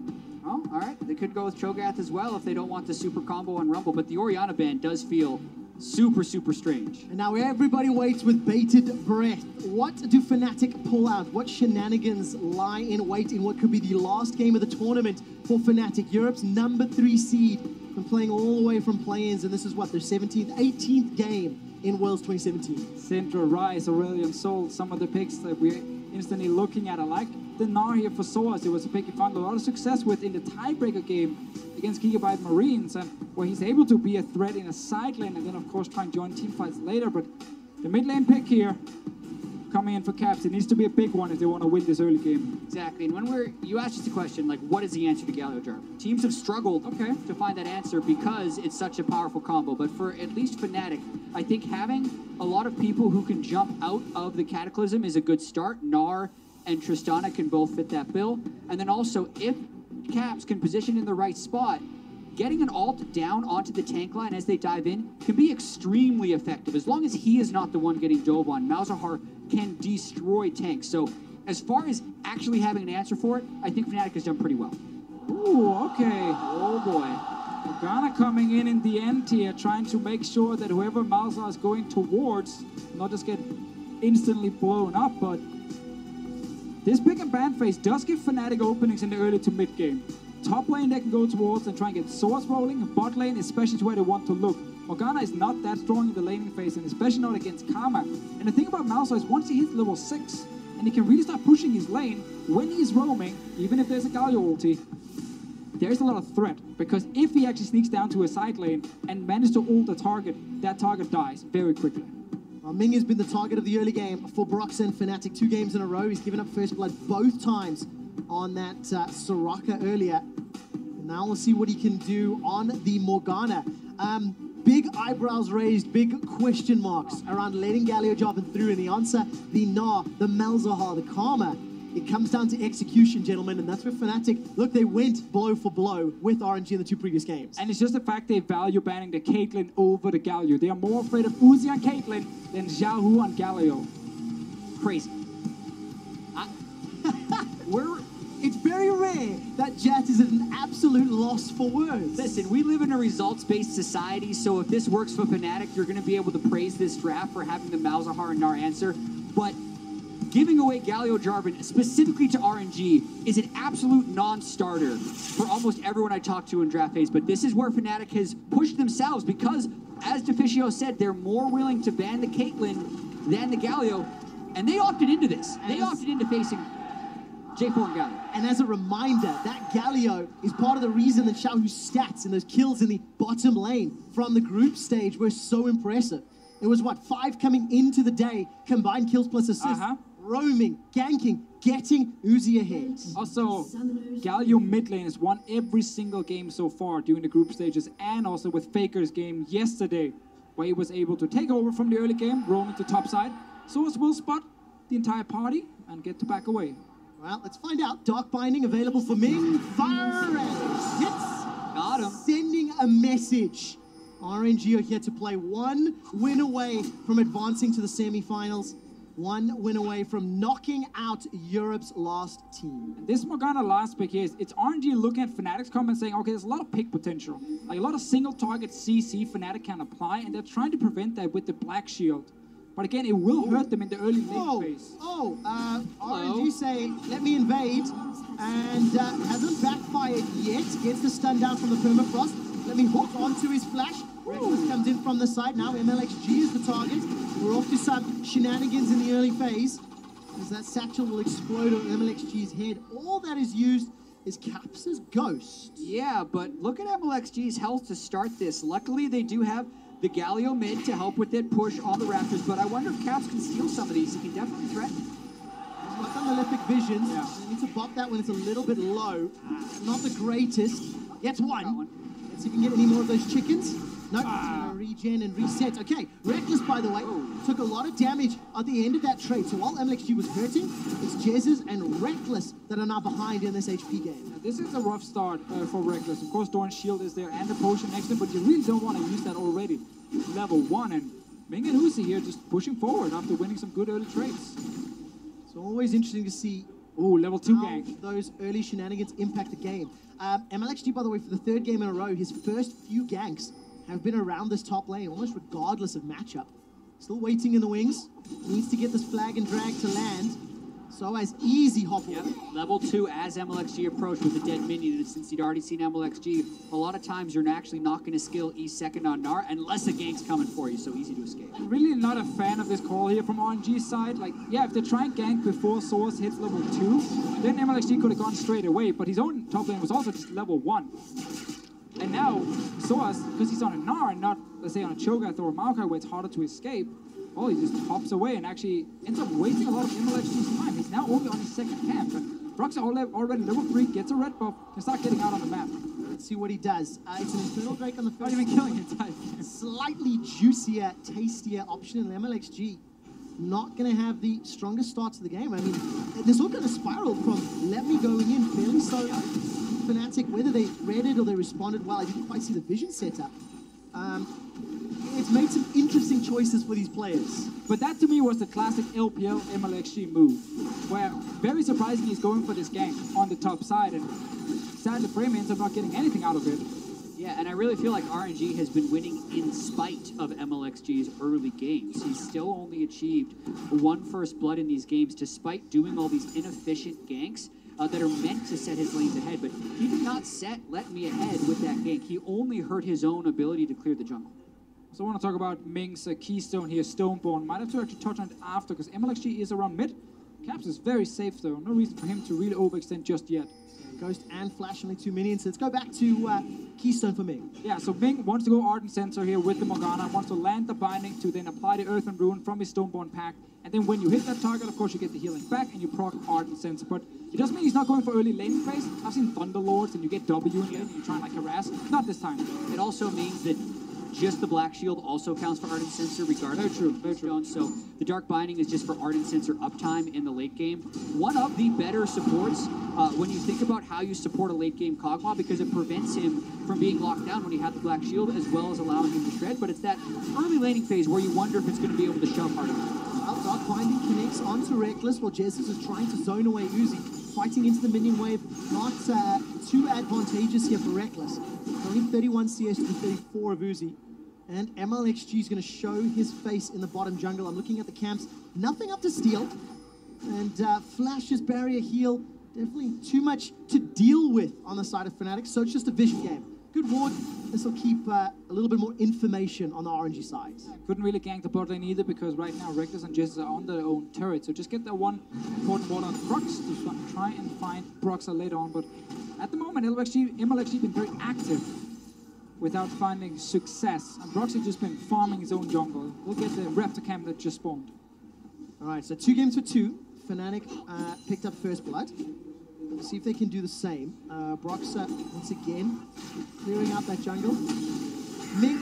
MLXG rather, I want to look at his itemization this game, see which direction he's going to go. That glass cannon build did not work for particularly long in the previous game, and we can already see a pivot here. Yeah, well, he has gone with a different smite, but I still believe he's going to be going Warrior Big out the higher priority. Specifically, though, that you do go Warrior Jarvan when you have the Galio team. You're relatively low damage, and you're going to get the damage reduction if you pull off the combo. But is this going to be 3 for 3? Looks to be the case. Ming continues to run for his life. He's already used Flash and Heal. Teleport starting to be channeled. 3 of them in the bottom lane. Uzi's going low for Fnatic, decides to peel away. Let Me arrives in the rupture, knocks down Jesus. A hop and a skip from Soaz. The teleports were blown, and it is RNG unable to turn it around. In the mid lane, we also had both summoners used by Capsy because MLXG ganked the lane. There's still flash on Xiaohu's side if he wants to go in and flash taunt onto the Malzahar. But now MLXG is walking down, misses the control ward, but they can still threaten them off this turret as long as Galio shows in river, because it's so hard to dive a turret on a Galio mid. Not going to go for the dive there. Turning it though. MLXG and Xiaohu maybe turn. They've got to get through Caps' passive and his Nethergoss. He's got no flash available. That Shield of Durand will do a lot of work in terms of setting up the CC. The flag comes down. Caps has got a Void Swarm out. Puts another Malefic Vision, all of the Void. Here comes Broxa. There's no prison available, but the Nethergrass is. Caps now forced to run away. It's jungle on mid. Combat, Permafrost, as well as the silence comes down. Xiaohu's shield doing so much work. Justice Punch gets flashed away from Malefic Vision. Flashed from as the Call of the Void. Oh, he come back in! He's come back in! Is it close enough? Caps is low on mana. Goes in for the call. Does not get the hit. Not gonna find the flail either. And all of a sudden, MLXG and Brox are running away. The venue is electric, but nobody dies. They all just keep going back in, not having quite the damage to finish and risking their own lives. Incredibly dangerous ult there from Xiaohu and unnecessary, but as you mentioned, everyone walks away with their lives. But that first ult from Caps, he didn't actually have any Voidlings down when he did it, and Broxa tried to get in and apply a bit of extra damage, but it couldn't kill Xiaohu instantly. Now we get instead action in the bottom lane, no flash from Jessus. Yeah, he's got to be the target. MLXG is going to look for Reckless. Reckless got that rocket jump and flash. Dog fighting. The spicy hot pot sets up first blood for RNG. MLXG is so active on the map in this game here. He's trying to stop Fnatic from snowballing early. Top lane, mid lane, now bot lane. Interrupts the jump from Reckless. That flag and drag was insanely good. That was really good. It's so hard to actually kill Trist, right? I've seen so many people raging about it. You can buffer the rocket jump, but the way you can stop it is if you somehow interrupt the Trist while the Trist is already in the air, and that's what MLXG can do with this flag and drag. They know Jess is flashless, but he stays back, and the patience here from him, perfect from MLXG. And Reckless needs to just flash instead. When he sees the jump and just wait with the combo, he knows that MLXG are just waiting for that jump. You have to try and respect that and flash instead. And the difference in the emotion of the AD carries there speaks to the series at hand where RNG is up 2-0. That's the type of smile you get from Uzi when you know it probably shouldn't have happened, but it's playing out in your benefit anyway. Because he knows Reckless should have flashed, and then MLXG shouldn't have been able to do that. And is this Tristana first pick now for Fnatic, getting shut down in the early game. Uzi is even in farm. He's fine just going to the late game. He doesn't even need to trade turret damage. He just wants to keep farming. Down in this bot lane here, the Morgana is also again with the Black Shield for later on in the game to try and stop the engage from Fnatic. Xiaohu is now moving towards the bottom side. No ulti just yet. No, it's still on cooldown, so is the teleport. Rocks are relatively close by, and that explosive plant is going to allow Xiaohu to escape. Even CS game across the lanes, it is only MLXG that is slightly behind thanks to those early game shenanigans. And the waves are pushing towards RNG, so Fnatic shoving them in again and again and again. Let's see what they do with it. Where do they move for the vision, and do they make any plays? And it's about the bot pressure. If Fnatic can make this play happen, it's what Fnatic has played around in games 1 and 2 to much success. RNG hasn't had strong vision control on the bottom side, but that's where the power of this Galio pick comes in. It is so hard to force plays bottom lane against a Galio. Xiaohu just has to shove out lane and disappear, and then he can't make a play bottom. And we know that in the late game, Xiaohu is going to try and ult whoever Caps is onto with the Galio as well, but it's a good play from Fnatic, moving straight to mid to try and get some damage on the turret. FNC is around, Ming is moving from bot lane, but he's pretty far away. All right, Reckless takes a couple of tower shots, says those crabs are going to get tagged away. The tower survives. And remember, this Jarvan is very squishy. If Caps can ult him, they will kill him. I like this play, attacking the Galio, much like you go to a Shen lane to push out the global. All right, Black Shield is going to keep Xiaohu from being... Binding connects Nethercross onto Ming underneath the tower. Cataclysm. Broxer in. That's the second kill for RNG. The tower still stands, and Fnatic gift that one to Royal. Worst case scenario for Fnatic, when you attempt an odd number dive on the turret, don't get the turret and die yourself, because Uzi, by the way, is probably going to get first turret for himself down bottom. Oh, he's going to secure this one. The minion wave will die very shortly. There we go. Picked up. 2,000 gold lead, but Fnatic, they've not stopped the siege. Justice punches defensive from Xiaohu, and the tower will fall shortly. Thor's on the way here to try and make sure they can actually get the objective. Eats a dark binding to the face and cannot continue the chase. Okay, 1-for-1 tower, but RNG, they get the additional kill, the solo farm, and experience, and gold for Uzi. And we have seen a lot of plays now from Fnatic where it really looks like the pressure is just getting to them. It's so hard for them to properly communicate here and execute all these small skirmishes they have to take.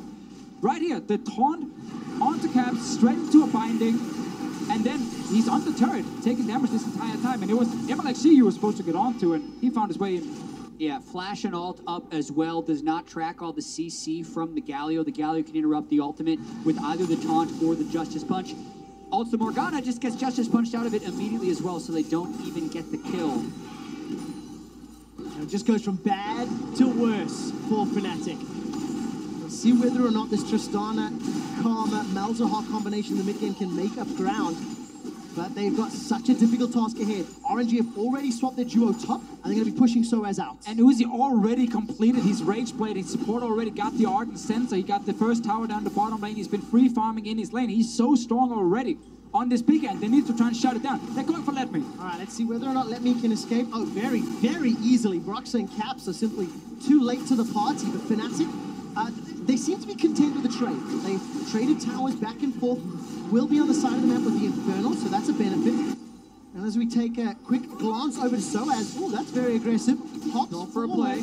Xiaohu's got the ability to taunt and flash in. Soaz with Black Cleaver doing a lot of work. Xiaohu flashes over the wall. I think Cataclysm ended up blocking him. Ming fires the Dark Binding, not going to. I was expecting it. And Soaz picks the right route to escape. Good pathing from Soaz as well. Draws a lot of pressure mid, even if it was a little bit risky.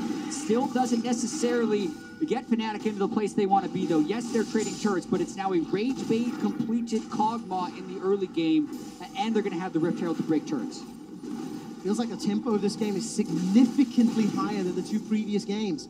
Already 4 towers down, a Dragon, 2 kills, and as this tempo is accelerating, it's leaning in favor of RNG because they've got that gold lead and they've got the kill lead, they've got the ability to take another tower. And a lot of it is on MLXG, just kind of picking up the pace here, saying, you know what, I will try and gank a lot of the early game. We had a level 2 gank top lane, didn't work for him. He went mid, he went bot. He's been involved with both kills for this team, and Fnatic have been trying to take the fights against him, but then these small misplays happen, you know. Caps as well in the last fight there when he gets taunted, doesn't get to flash out in time before Binding connects onto him, and then suddenly that's another kill for RNG.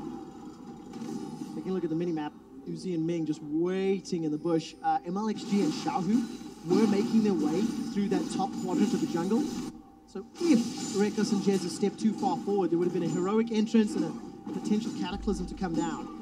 But was not the case, so MLXG, Warrior Enchant, Righteous Glory for Let Me, Adaptive Helm for Xiaohu. So those first item spikes hit for everybody, and they've survived the early game. And another thing also about this Galio in the mid lane is that he's really hard to kill if you even want to try and camp him. You have the Malzahar ulti. Normally, you want to just go straight towards the mid lane, have your jungler come in, and you 2v1 kill him. There's not a whole lot he can do. But this Malzahar, just stacking MR in the early game, is going to reduce a lot of that damage, and it's hard for Caps to have the impact he wants, because when he wants to roam, Galio instantly kills the wave and just follows him. Fnatic let that happen. They allowed the Galio to go through. Let's see if they can find a way in. Right, 3v1 onto Letme. He's still got flash available to him. Holds on to it, realizing he's going to be chased down. Jesus was chasing him with the flash and the heal. This will allow inner turret to be focused. And Fnatic with the Tristana can take this turret probably uncontested unless MLXG wants to try to pull off the combo. He's going to look for Jesus. Flash and heal's not available. He's going to escape. Heroic entrance for Xiaohu. He's going to look for the taunt. Jesus continues to run. And Nah from Soaz pushes him backwards. Throws the house at MLXG. I'm fairly surprised that RNG goes for that play because they could have just tried to use all of their members mid lane and trade a mid lane for an inner tier top turret. They don't get the kill despite expending all of their ultimates right there. They had no extra damage. MLXG had to leave the fight instantly after the engage, and Uzi was sitting mid, pushing for that tower you just highlighted. Broxah trying to get something here, but he's actually currently pretty deep inside the jungle, and he's all alone. Yeah, got his ultimate if needed, and flash. Gonna start channeling that flail. Xiaohu, no flash to connect with the taunt. I don't think he wanted to anyway. There's no real damage behind him, so Broxah... They're actually just trying to see if Broxah wants to early flash to get away. Yeah, trying to get the flash out of the Sejuani so they can pull off the combo on whoever. Because the main thing about the Galio Jarvan, among all the other things we're talking about, is finding flashless members so you can execute them. But Fnatic doing a pretty good job attacking side lanes here. All right, teleport's going to start being channeled. Xiaohu should be able to... No! Gets interrupted with the Arctic Assault. But look at just how much time it takes to kill Xiaohu. There's a nobody TPs away from Soaz when he's about to kill you. Meanwhile, up here. All right, let's take a look. MLXG gets the smite down to survive. The crabs continue to chase. Malefic Vision's not in range. Passive from Cap still available. Letme cannot interrupt. All of the word comes out, but he's bought enough time for MLXG to get away. Yeah, and even though Caps hasn't smashed the early game, so to speak, the Malzahar does scale aggressively well. The percent health damage you get from the Null Zone on the ultimate is really substantial. So Fnatic, as much as we want to talk about Galio Jarvan, do have win conditions in this game and have been pushing side lane turrets very well. I mean, it's what we said in the draft here. Early to mid game, there are options for Fnatic. A lot of it will involve if Caps can get away from this mid lane and start finding all the targets than just Galio. This replay, though, is Xiaohu finding himself suddenly caught out, and then he tries to TP away. Little knockback incoming. There you go. Not happening. I love the zoom in. By the way, while that was happening, Reckless and Jesus tried to push top lane, and they got zoned away by Uzi and Ming, and on the back end, obviously, Caps looking for MLXG. Uzi is about to hit 200 CS, and we are 17 minutes into this game. He's so insanely fed at the moment, and Fnatic are trying to play away from him to get some kills on the other members, but Uzi's just farming. And he ended up 12 CS per minute in the previous game, 540 by the 45 minute mark. So incredible performance farming those side lanes. Herald has been summoned in the bottom lane, and Soaz is being pushed back by RNG's duo. Yeah, usage of Herald to prevent it from expiring because they haven't been able to get the push on any wave, but now they can group up, they have the teleport, and they're trying to fight around Uzi. RNG needs to fight around this incredibly strong Kog'Maw. All right, there's the Heroes Entrance Cataclysm combo. This is exactly what RNG are amazing at. Gonna look for Broxah as well, tries to escape, just gets out of range of that Dark Binding. Inner turret is secured along with the kill onto Soaz. And it was just a matter of time before they started playing with Uzi here. Instantly they get a tier 2 tower. Trying to look at the mid lane one that they actually want to take down next. I guess it counts. The time will hit. Not gonna do anything. Yeah, all that chip damage, dude, it adds up. Not right now because of the regen. Irrelevant. As RNG, with their gold lead and with the control of the game, as you said, they're now starting to push these other lanes. And we were looking at like top lane with the Gnar, bot lane with the Tristana Karma, saying, okay, there are some lanes here Fnatic can try and snowball with Caps and Broxah together. But they've not been able to actually win these or dominate these lanes. Because the laning phase was ended so early. Very quickly. And it's so hard to do anything against this RNG comp that is super fed AD carry now. Yeah, and if you're going to have an AD carry who's super fed, you'd like it to be Uzi. In the past, when we've seen Uzi on Kog'Maw at this group stage, he's gotten somewhat defensive. They're on to Caps. He has no summoners. No, he does not. Taunted up by Duran. Letme gets the final kill credit. I don't think the feast landed.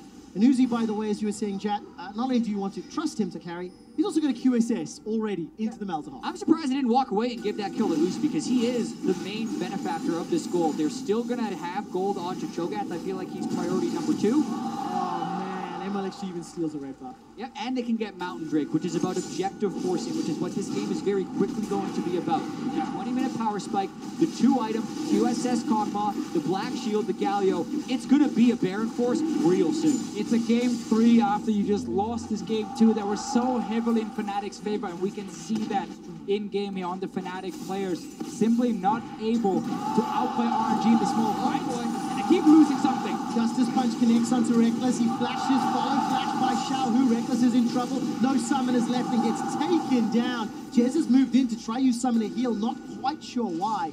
RNG find themselves another kill. They extend that lead even further. They don't have Scuttle Crab control, but if they did, there's a chance that they'd even go for Baron this early on. The reason they don't is because they don't have quite the right play. Look at that ult. Not going to work out though. Xiaohu does arrive with a hero's entrance. It makes really it very low. All right, Glacial Prison on cooldown. Broxah tried to use it to save Reckless a few minutes ago. And RNG, they've grouped up. They're barreling down middle lane. It's a 4 versus 4 for a while. Lemmy's not there, but look at Uzi with that Black Shield. Not going to get stopped, not going to get interrupted, and should be able to pick up this tower. Another great dark binding. Ming is doing so much work. So confident right now because no one can actually kill Uzi at this point. Yeah, he's going to heal up from the Hurricane and the Ardent Sensor as well in that mid lane. Probably just going to end up resetting right now because he's going to be on another stack of gold. Still 1,500 in his pocket, despite already having all that gold in CS and kills. You see the play from before here. Fnatic trying to push up mid and top at the same time. Max range. Jump comes in a little bit too late. And then you are caught out. And it's a very, very simple kill for RNG. Yeah, getting on top of Reckless, knowing that the ultimate isn't there for Malzahar.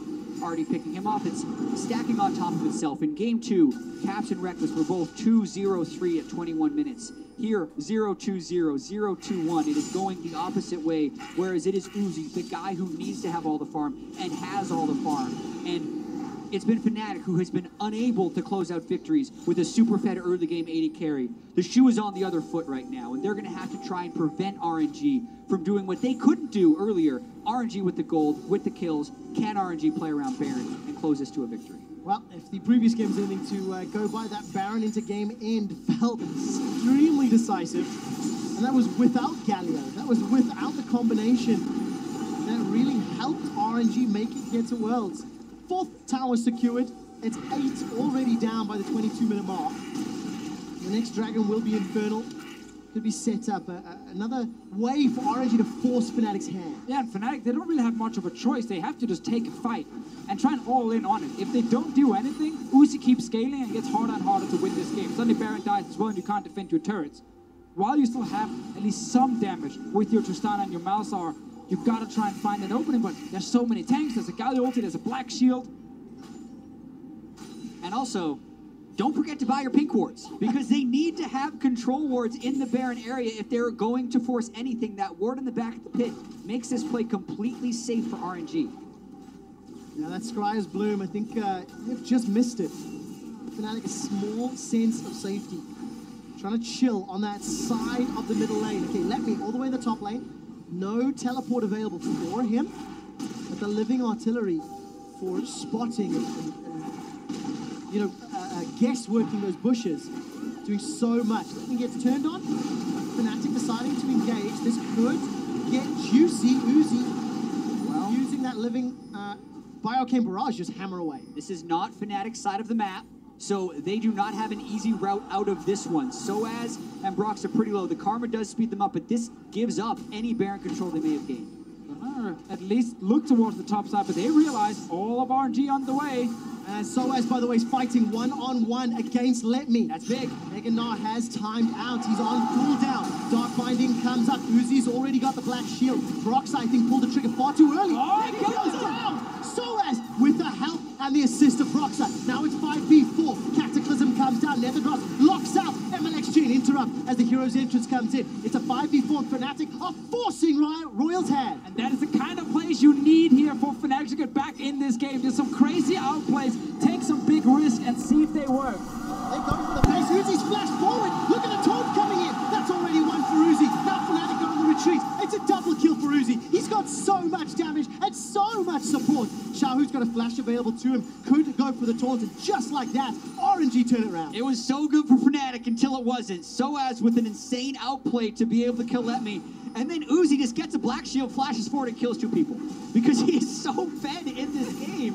The Fnatic is having a huge... Oh, he's doing it. He's going to go. He's going to go for it, but there's not enough damage yet. Needed some additional CC. RNG, they're on the Baron, guys. This is a 2-man start for now. This could be risky. Rox is still alive, still has a steal chance, but it is technically a 5v4. Soaz can teleport in. Incredibly risky call by RNG. Time for some revenge here. Roxa spots this ward here. Needs to get some vision in there. Still going to be in trouble. Fnatic decided to do nothing. They do not contest, do not attempt. Didn't have any vision inside. So hard to kind of call if Broxa could do anything or not. Without vision, it is very difficult. This is the fight after Soaz killed Letme. Yep, Uzi with the black shield. Yeah, he knows he can just flash forward. Doesn't have to be afraid of any sort of CC. Even had the QSS if the Gnar hits him into a wall, so he can kill him anyway. That preps the big call for them to just take a 25-minute Mountain Drake Baron with their control ward to block the vision. They secure it safely. Infernal Drake on the way. The RNG with a 4,000 gold lead at 25 minutes. Feels like they have an answer to everything Fnatic's thrown at them this game. The answer is Uzi right now. Get him in the fight and you win the fight. But Fnatic did find a way to actually, I wouldn't say kite around Uzi, but at least try and flank and try and hit other members, but Uzi was not in range to kill anyone. It is, again, almost impossible to win the fights like that, but it's the only way out for Fnatic. Team fighting off the table. Split push, you want to be on the table for Soaz. It's just incredibly difficult to split push against a team with Nashor. Soaz is getting to that point. It's interesting how he's itemizing towards defense because it really feels like the team fighting is an afterthought, and the big chance would be to be able to split push against the Cho'Gath. RNG is not about wasting time here. Even if they've been able to play a little bit more slowly during Worlds, when they have the advantage, they try and push. They're trying to trade now for that top lane tower and Inhib. We have Caps up here and Broxa as well. They're going to try and kill him here if they can get Caps in with the ultimate. All right, the minions have died. Void Storm coming in. As it stands, exposed inhibitor. There's a race in the middle lane. 3 members of RNG starting to push onto the inhibitor turret. Jesus and Reckless left alone. There is some support coming in, but that's a dark binding connecting onto Broxa. He takes a Justice Punch to the face. Up in the top lane, inhibitor was not secured, and Fnatic have finished their recalls. That actually ended up being a trade here where Fnatic did not lose an inhib. Of course, lost a few towers for it, but it was against the Baron buff from RNG. Let's see if RNG actually backs away. They don't really have a reason to because they're still sitting with the buff here. And Cho'Gath is TP ready. They're going.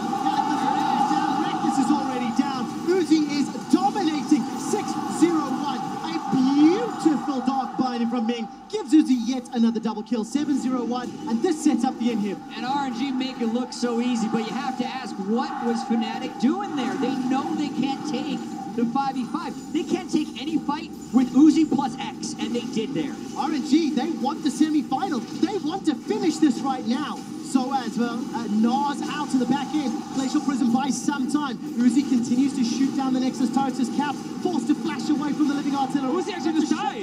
Uzi has been killed by the Mega Gnar on the back end. Ming and MLXG trying to run away. So as looking to catch them out with the boomerang. Gets caught by the dark binding. Black shield as well. Tries to delay anything further. But that's a kill onto Soaz and RNG. They don't get the game, but they do get the base. You can't help but smile. Uzi there, so confident that he tanks the turret, barriers up, and then thinks he has the overshield from the black shield, but the turret doesn't do magic damage.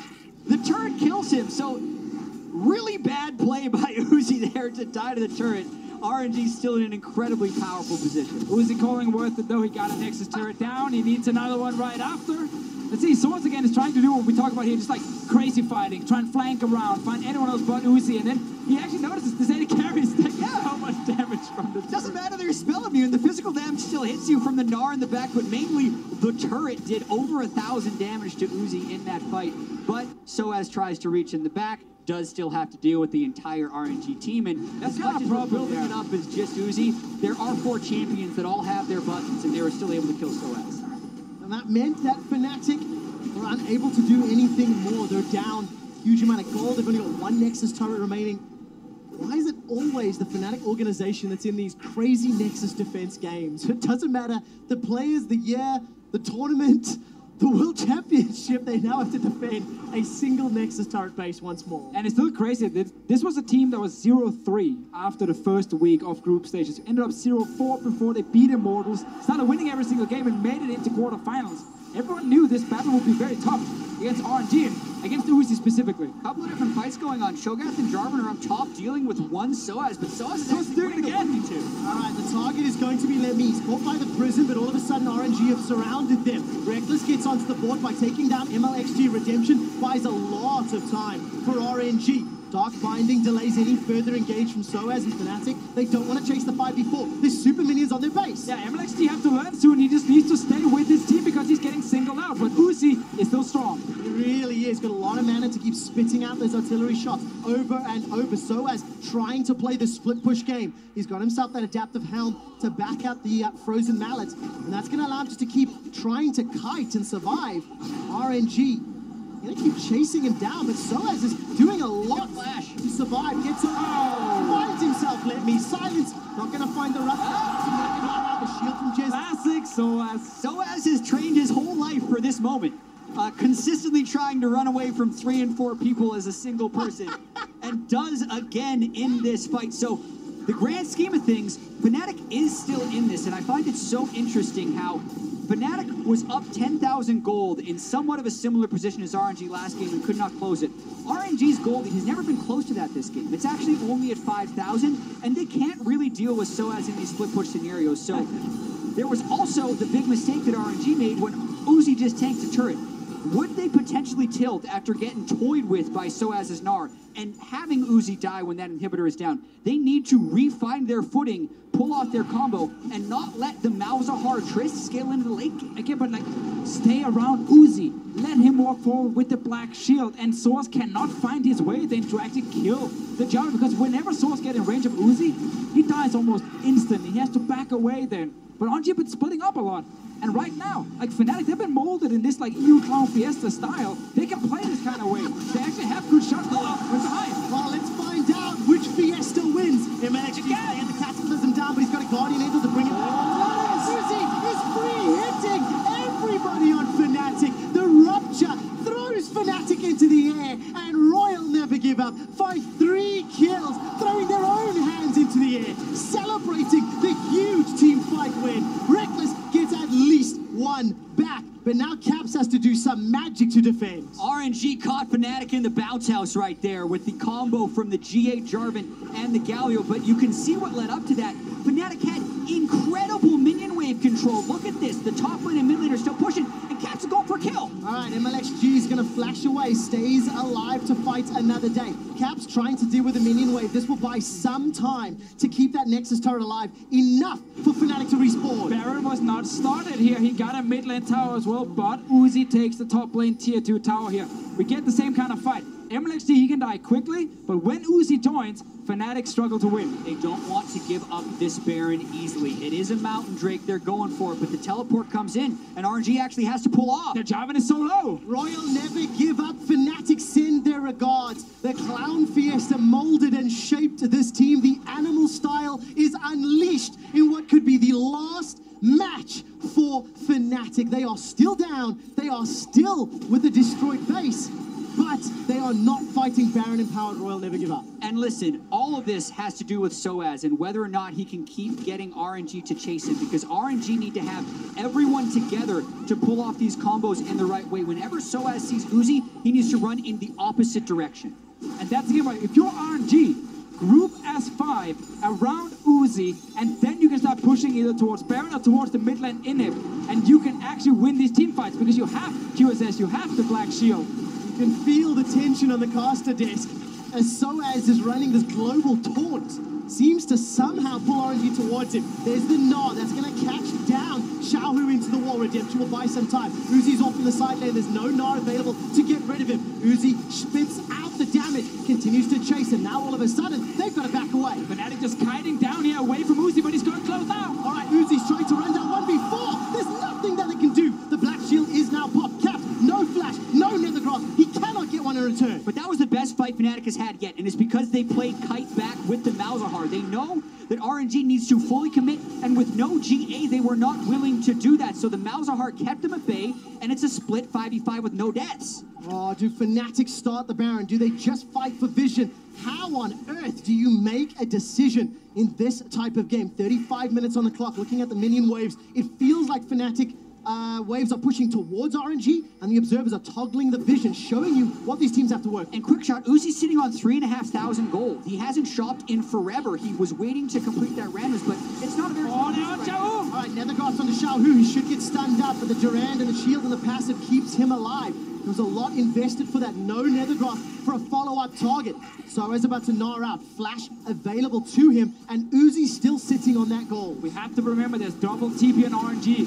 Xiao can go back to base, still TP, and also has the ulti, but his Baron is getting rushed down. All right, let's see. Will it happen again? That's a stun onto MLX. Secured by Fnatic, but at what cost? Teleport comes down for Xiao, who continues to chase forward, looking for a justice punch. Soaz running away from the side. Beautiful. Good buster shot from Reckless. He'll find himself a pawn to escape even further. Heroic entrance comes down as MLXG's already used the Cataclysm. Dark binding onto Soaz at the back end. Reckless and Caps. Chase, don't let me. There's no mana left for Caps. I take that back. The kill helps him out. It's a 1-for-1. Top lane is down. But Baron for Fnatic, so important. They're still down in gold in this game here. Game 2, they were so far ahead, but they couldn't secure the objective. They couldn't win the game. Now game 3, it looked done. The enemy AD carry was so damn fat, and yet Fnatic have found a way back in this game. Officio, game 2 looked done when Reckless's Vayne was on 4 items. This time, Reckless, or Uzi rather, can't go back to base with 4,000 gold because Fnatic keeps up the global map pressure, and they're not letting RNG have the fights they want. Look at this kite back. Everyone just scatters. Hits the right timing on the Justice Punch with the Tristana ultimate backwards, and RNG can just never quite get the engage. Uzi trying to get close enough. He will actually kill Soaz after the binding connects. Same thing happens down here on the bottom side with Let Me dying. Uzi went back and got a Randuin's in this game here, even though Fnatic can't really get onto him because of QSS and because of Black Shield. So he's actually right now not going for more damage. I'm not sure I agree with his decision. It's the flash forward Kog'Maw, and he builds to be able to flash forward, but if Fnatic continue to kite back, they're going to get this Elder, or rather, Cloud Drake, fake me out, goes down to 36 minutes. By the way, do you see that damage graph there? Xiaohu dealt 0 damage that fight. Fnatic knew it all along. They could play into the Galio job, and I say that sarcastically, but Cloud Drake is picked up and Fnatic is starting to siege with Baron. And I actually think like a Frozen Mallet would have been better for Uzi, because whenever he gets in range of someone, he needs to be able to keep them there so he can keep hitting. But everyone just kites back from Fnatic. They use the speed up from the Karma to always get away from Uzi. And it was Uzi's mistake that was one of the things that led us on this chase to this moment where he over-tanked the turret with the Black Shield, died, and that's the only death he's had all game. But now the question is actually very real. Can Fnatic keep this Baron buff? Can they keep pushing the side lanes? And can they win this game? Malzahar's got Leandries against a triple tank line. There's a very real chance Fnatic wins this and extends the series. Well, Tristana is the AD carry. First picked for Fnatic. The pivot in picks and bans. That E going to do so much work onto the tower. Rupture interrupts the Nethergrass.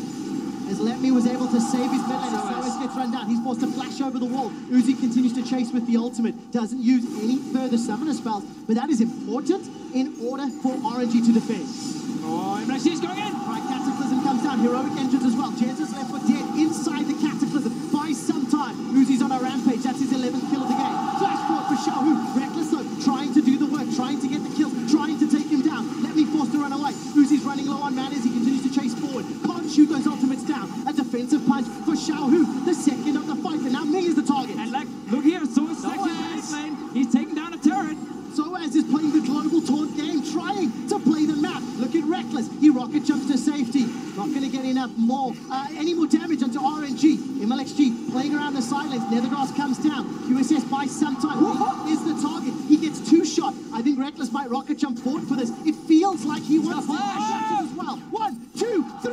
The audience is silenced as Reckless shuts down Uzi. The mid inhib is open right now. There are more minions coming in the bottom lane as well for Reckless and Caps. Fnatic said they wanted to silence Guangzhou. Fnatic said they wanted to challenge the favorites, and right now they're on the verge of taking down the base. Uzi down for 42 seconds, 15 more seconds on this Baron buff. 4v5. Fnatic can get at least least 2 inhibitors, maybe even the game if they get some kills. Let's see what Fnatic can do. Inhibitor's going to fall. Soaz is Nod out for now. No flash for the engage. 28 seconds, as you mentioned, for Uzi. The satchel charge on the tower. That's being hammered away from. The Nod catches, let me enter the tower. Nethergrasp is up for Caps if he decides to lock a target down. And he does. Interrupted by the Cataclysm combo. All of a sudden, Caps is down. Heroes Infants buy some time. GA gets popped. Reckless turns it around. 8 seconds for Uzi. That's the big one here. Fnatic will just have to take another inhib and then step away from the base. There's a big wave top lane. No turret either protecting that one,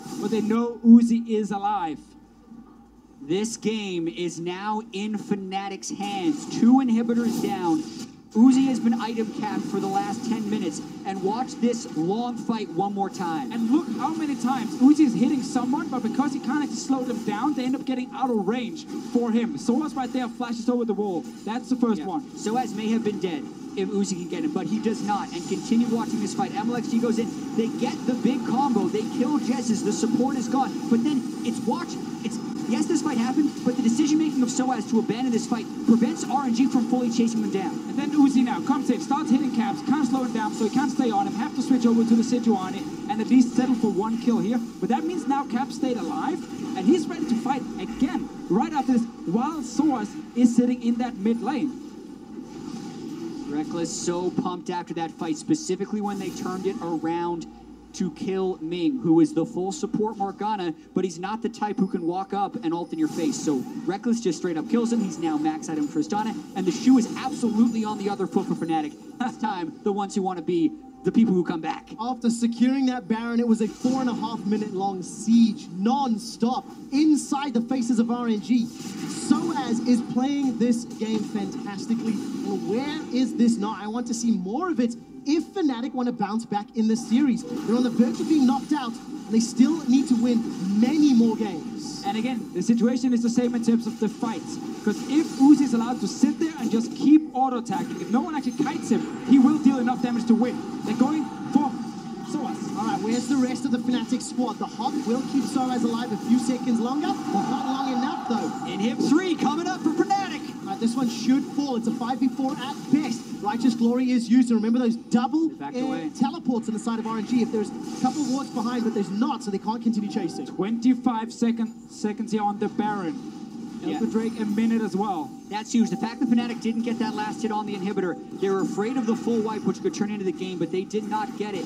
If they can't continue to keep these waves pushed, they could give the Baron over to RNG. Watch Caps in the bottom lane, keeping the wave shoving. If RNG go for Baron, Fnatic go for backdoor. It feels like that's what they're setting up for. Instead, they backed away for now. Still no TP on Soaz, who's down for 20 seconds, but the big thing here that RNG is struggling with is they only have one person who can clear super minions, and that is Uzi. And if they don't have Uzi, then they can't actually fight.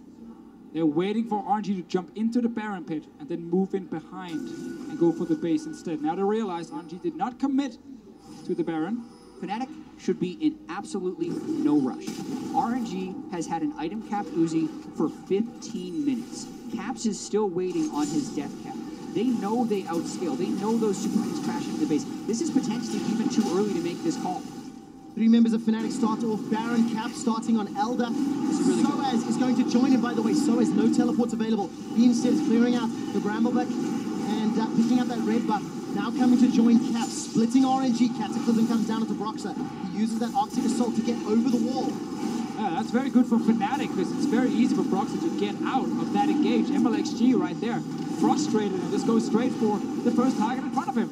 Yeah, MLXG not getting the initiations they want. The pressure has been lost. The inescapable game of Galio Jarvan is about getting flashes down and then killing you on repeat, but they haven't actually been able to get flashes down.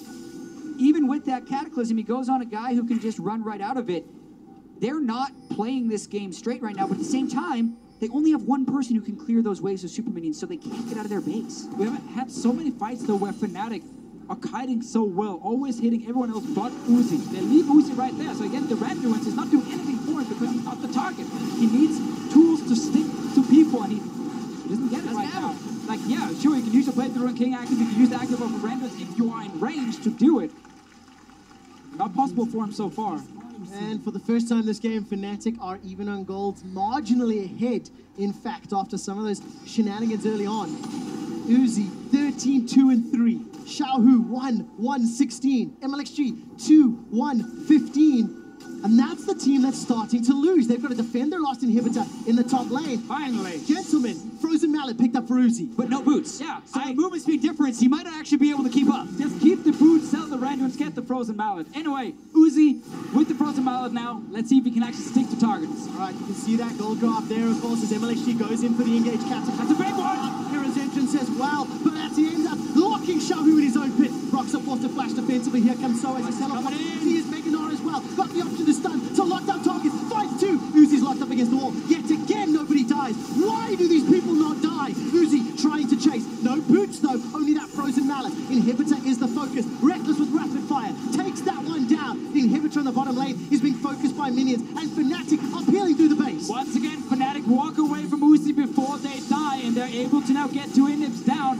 Third one is very low in the bottom lane. There's not a lot of ultimates available for Fnatic. They've got two. Teleport coming into the river. Xiaohu gets interrupted instantly as a Duran taunt only catches Broxer. Soaz is going to get dropped. No, he survives. Fnatic lost so many flashes though. RNG can't get out of their base. They really want to get that third inhibitor down if you're Fnatic though. All right, where's the damage onto Caps? He's caught by the winds of war. Justice Punch is available, not yet used. Xiaohu turns it around, interrupted by the Nethercraft, then forced to get out, manages to survive a few seconds longer. Reckless and Soaz coming in from the flanks. RNG have to do the unthinkable. They have one tower left. They have to defend their base. Soaz right now just killed that bot lane inhib. Fnatic running out of mana. No flashes left either. They can go back, reset, and wait for all the super minions against a single Nexus turret. And that fight was so long that RNG have their combos up again. This time with no flash on Caps, Jez's, Brox's, Soaz, or Reckless. As you mentioned, every single flash down. But still, they're in a powerful position. They have the Baron buff. They have double super minions in every lane. And we are harping on Uzi's items because there are so many other things he could do. The other item I want to bring up is Essence Reaver because uptime is absolutely crucial for wave clear as far as getting his W to kill these super minions. RNG at this point in the game just do not seem to have the damage to clear through the minions on top of the Malzahar and the Trist that are going to be hitting them. So slow and steady wins the race here for Fnatic. Focus on getting all the waves in at the same time, getting that turret down, and hiding back in team fights. Do not commit if you're Fnatic. It feels so funny because that's kind of the opposite of what this game has felt like, Jats. It has been chaotic and action-packed and full throttle from the minute go. And Fnatic are now setting up this final siege. Look, 1-3-1 initiated. Baron empowered, double supers pouring into the base. There's only one tower that stands. We also have to remember Fnatic can't afford to lose a fight. They only have a single Nexus turret on their side. But for now, it's in full control of Fnatic with all the super minions. Caps is really low. Available for Soaz as well. Reckless uses that Buster Shot to escape. Uzi's already chunked down very low. Supers pouring into the base. The Cataclysm comes down. MLXG's GA is popped. Here comes the Hero's House. That's going to be bad for Fnatic. Have RNG done it? Soaz running for his life. Brox is left inside the base. The supers are pouring through. Caps still alive a few seconds longer. The burn takes down Let Me, but a Justice Punch to the face means Caps follows Soaz is looking in the back end. Caught on the top binding. One zone goes mad as Soaz is going to get popped on the GA. The super minions are fighting RNG's normal minions, and it's not done yet. Fnatic failed the offense. But with all the super minions here, RNG still have to defend, and the fight was so long that Reckless now is sitting with 35 seconds on his respawn timer. 1 minute on source, but there's no minion waves for RNG to grab, and they still have to keep this tower alive. Yeah, Uzi is having a hard time even just pushing out the mid lane. He should actually be in base right now because there's a chance that these super minions break through the minion wave and still get it. Everyone has to pull back. By the time they actually get outside of their base, Fnatic's going to be alive again. Good thing for Fnatic though that the fight was so long. And they still have all the minions here. They get to go for round 2. And right here, if Fnatic plays it slow, I think they just win the game. But watching where Reckless is positioned right here, he doesn't rocket jump out of the Cataclysm. It was used in the bounce house. Why though? It was used before with the QSS as well. And then suddenly he gets caught out. We did mention all the flashes that were missing from the last fight ended up costing. But without any champion assistance, The Super Minions nearly killed the Nexus turret in their base. Fnatic has played this split push game so well until that moment where they just can't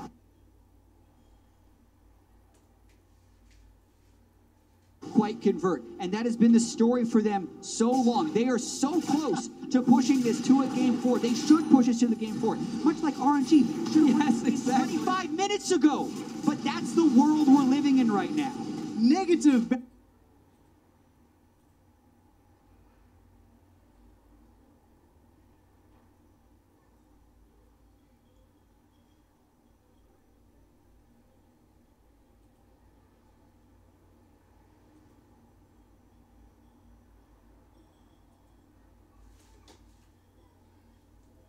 Aaron power play, minus 1,799 gold, and I cannot wait to see the VOD reviews of this game.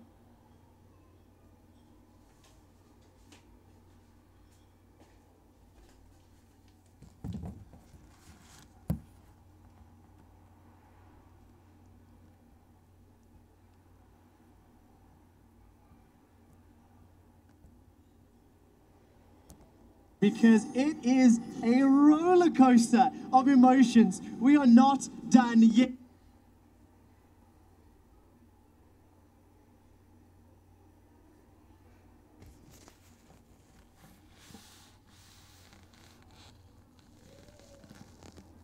Fnatic will go into the breach one more time. And let's see if they can close it out.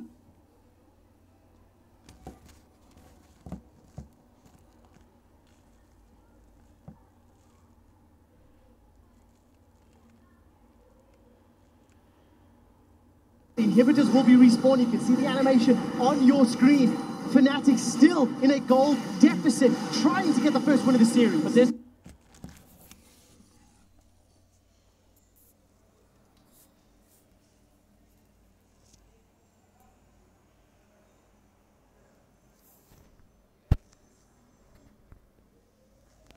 Nexus turret is so low from the last fight. A lot of damage on Uzi. Uzi's get chunked down by that malefic vision so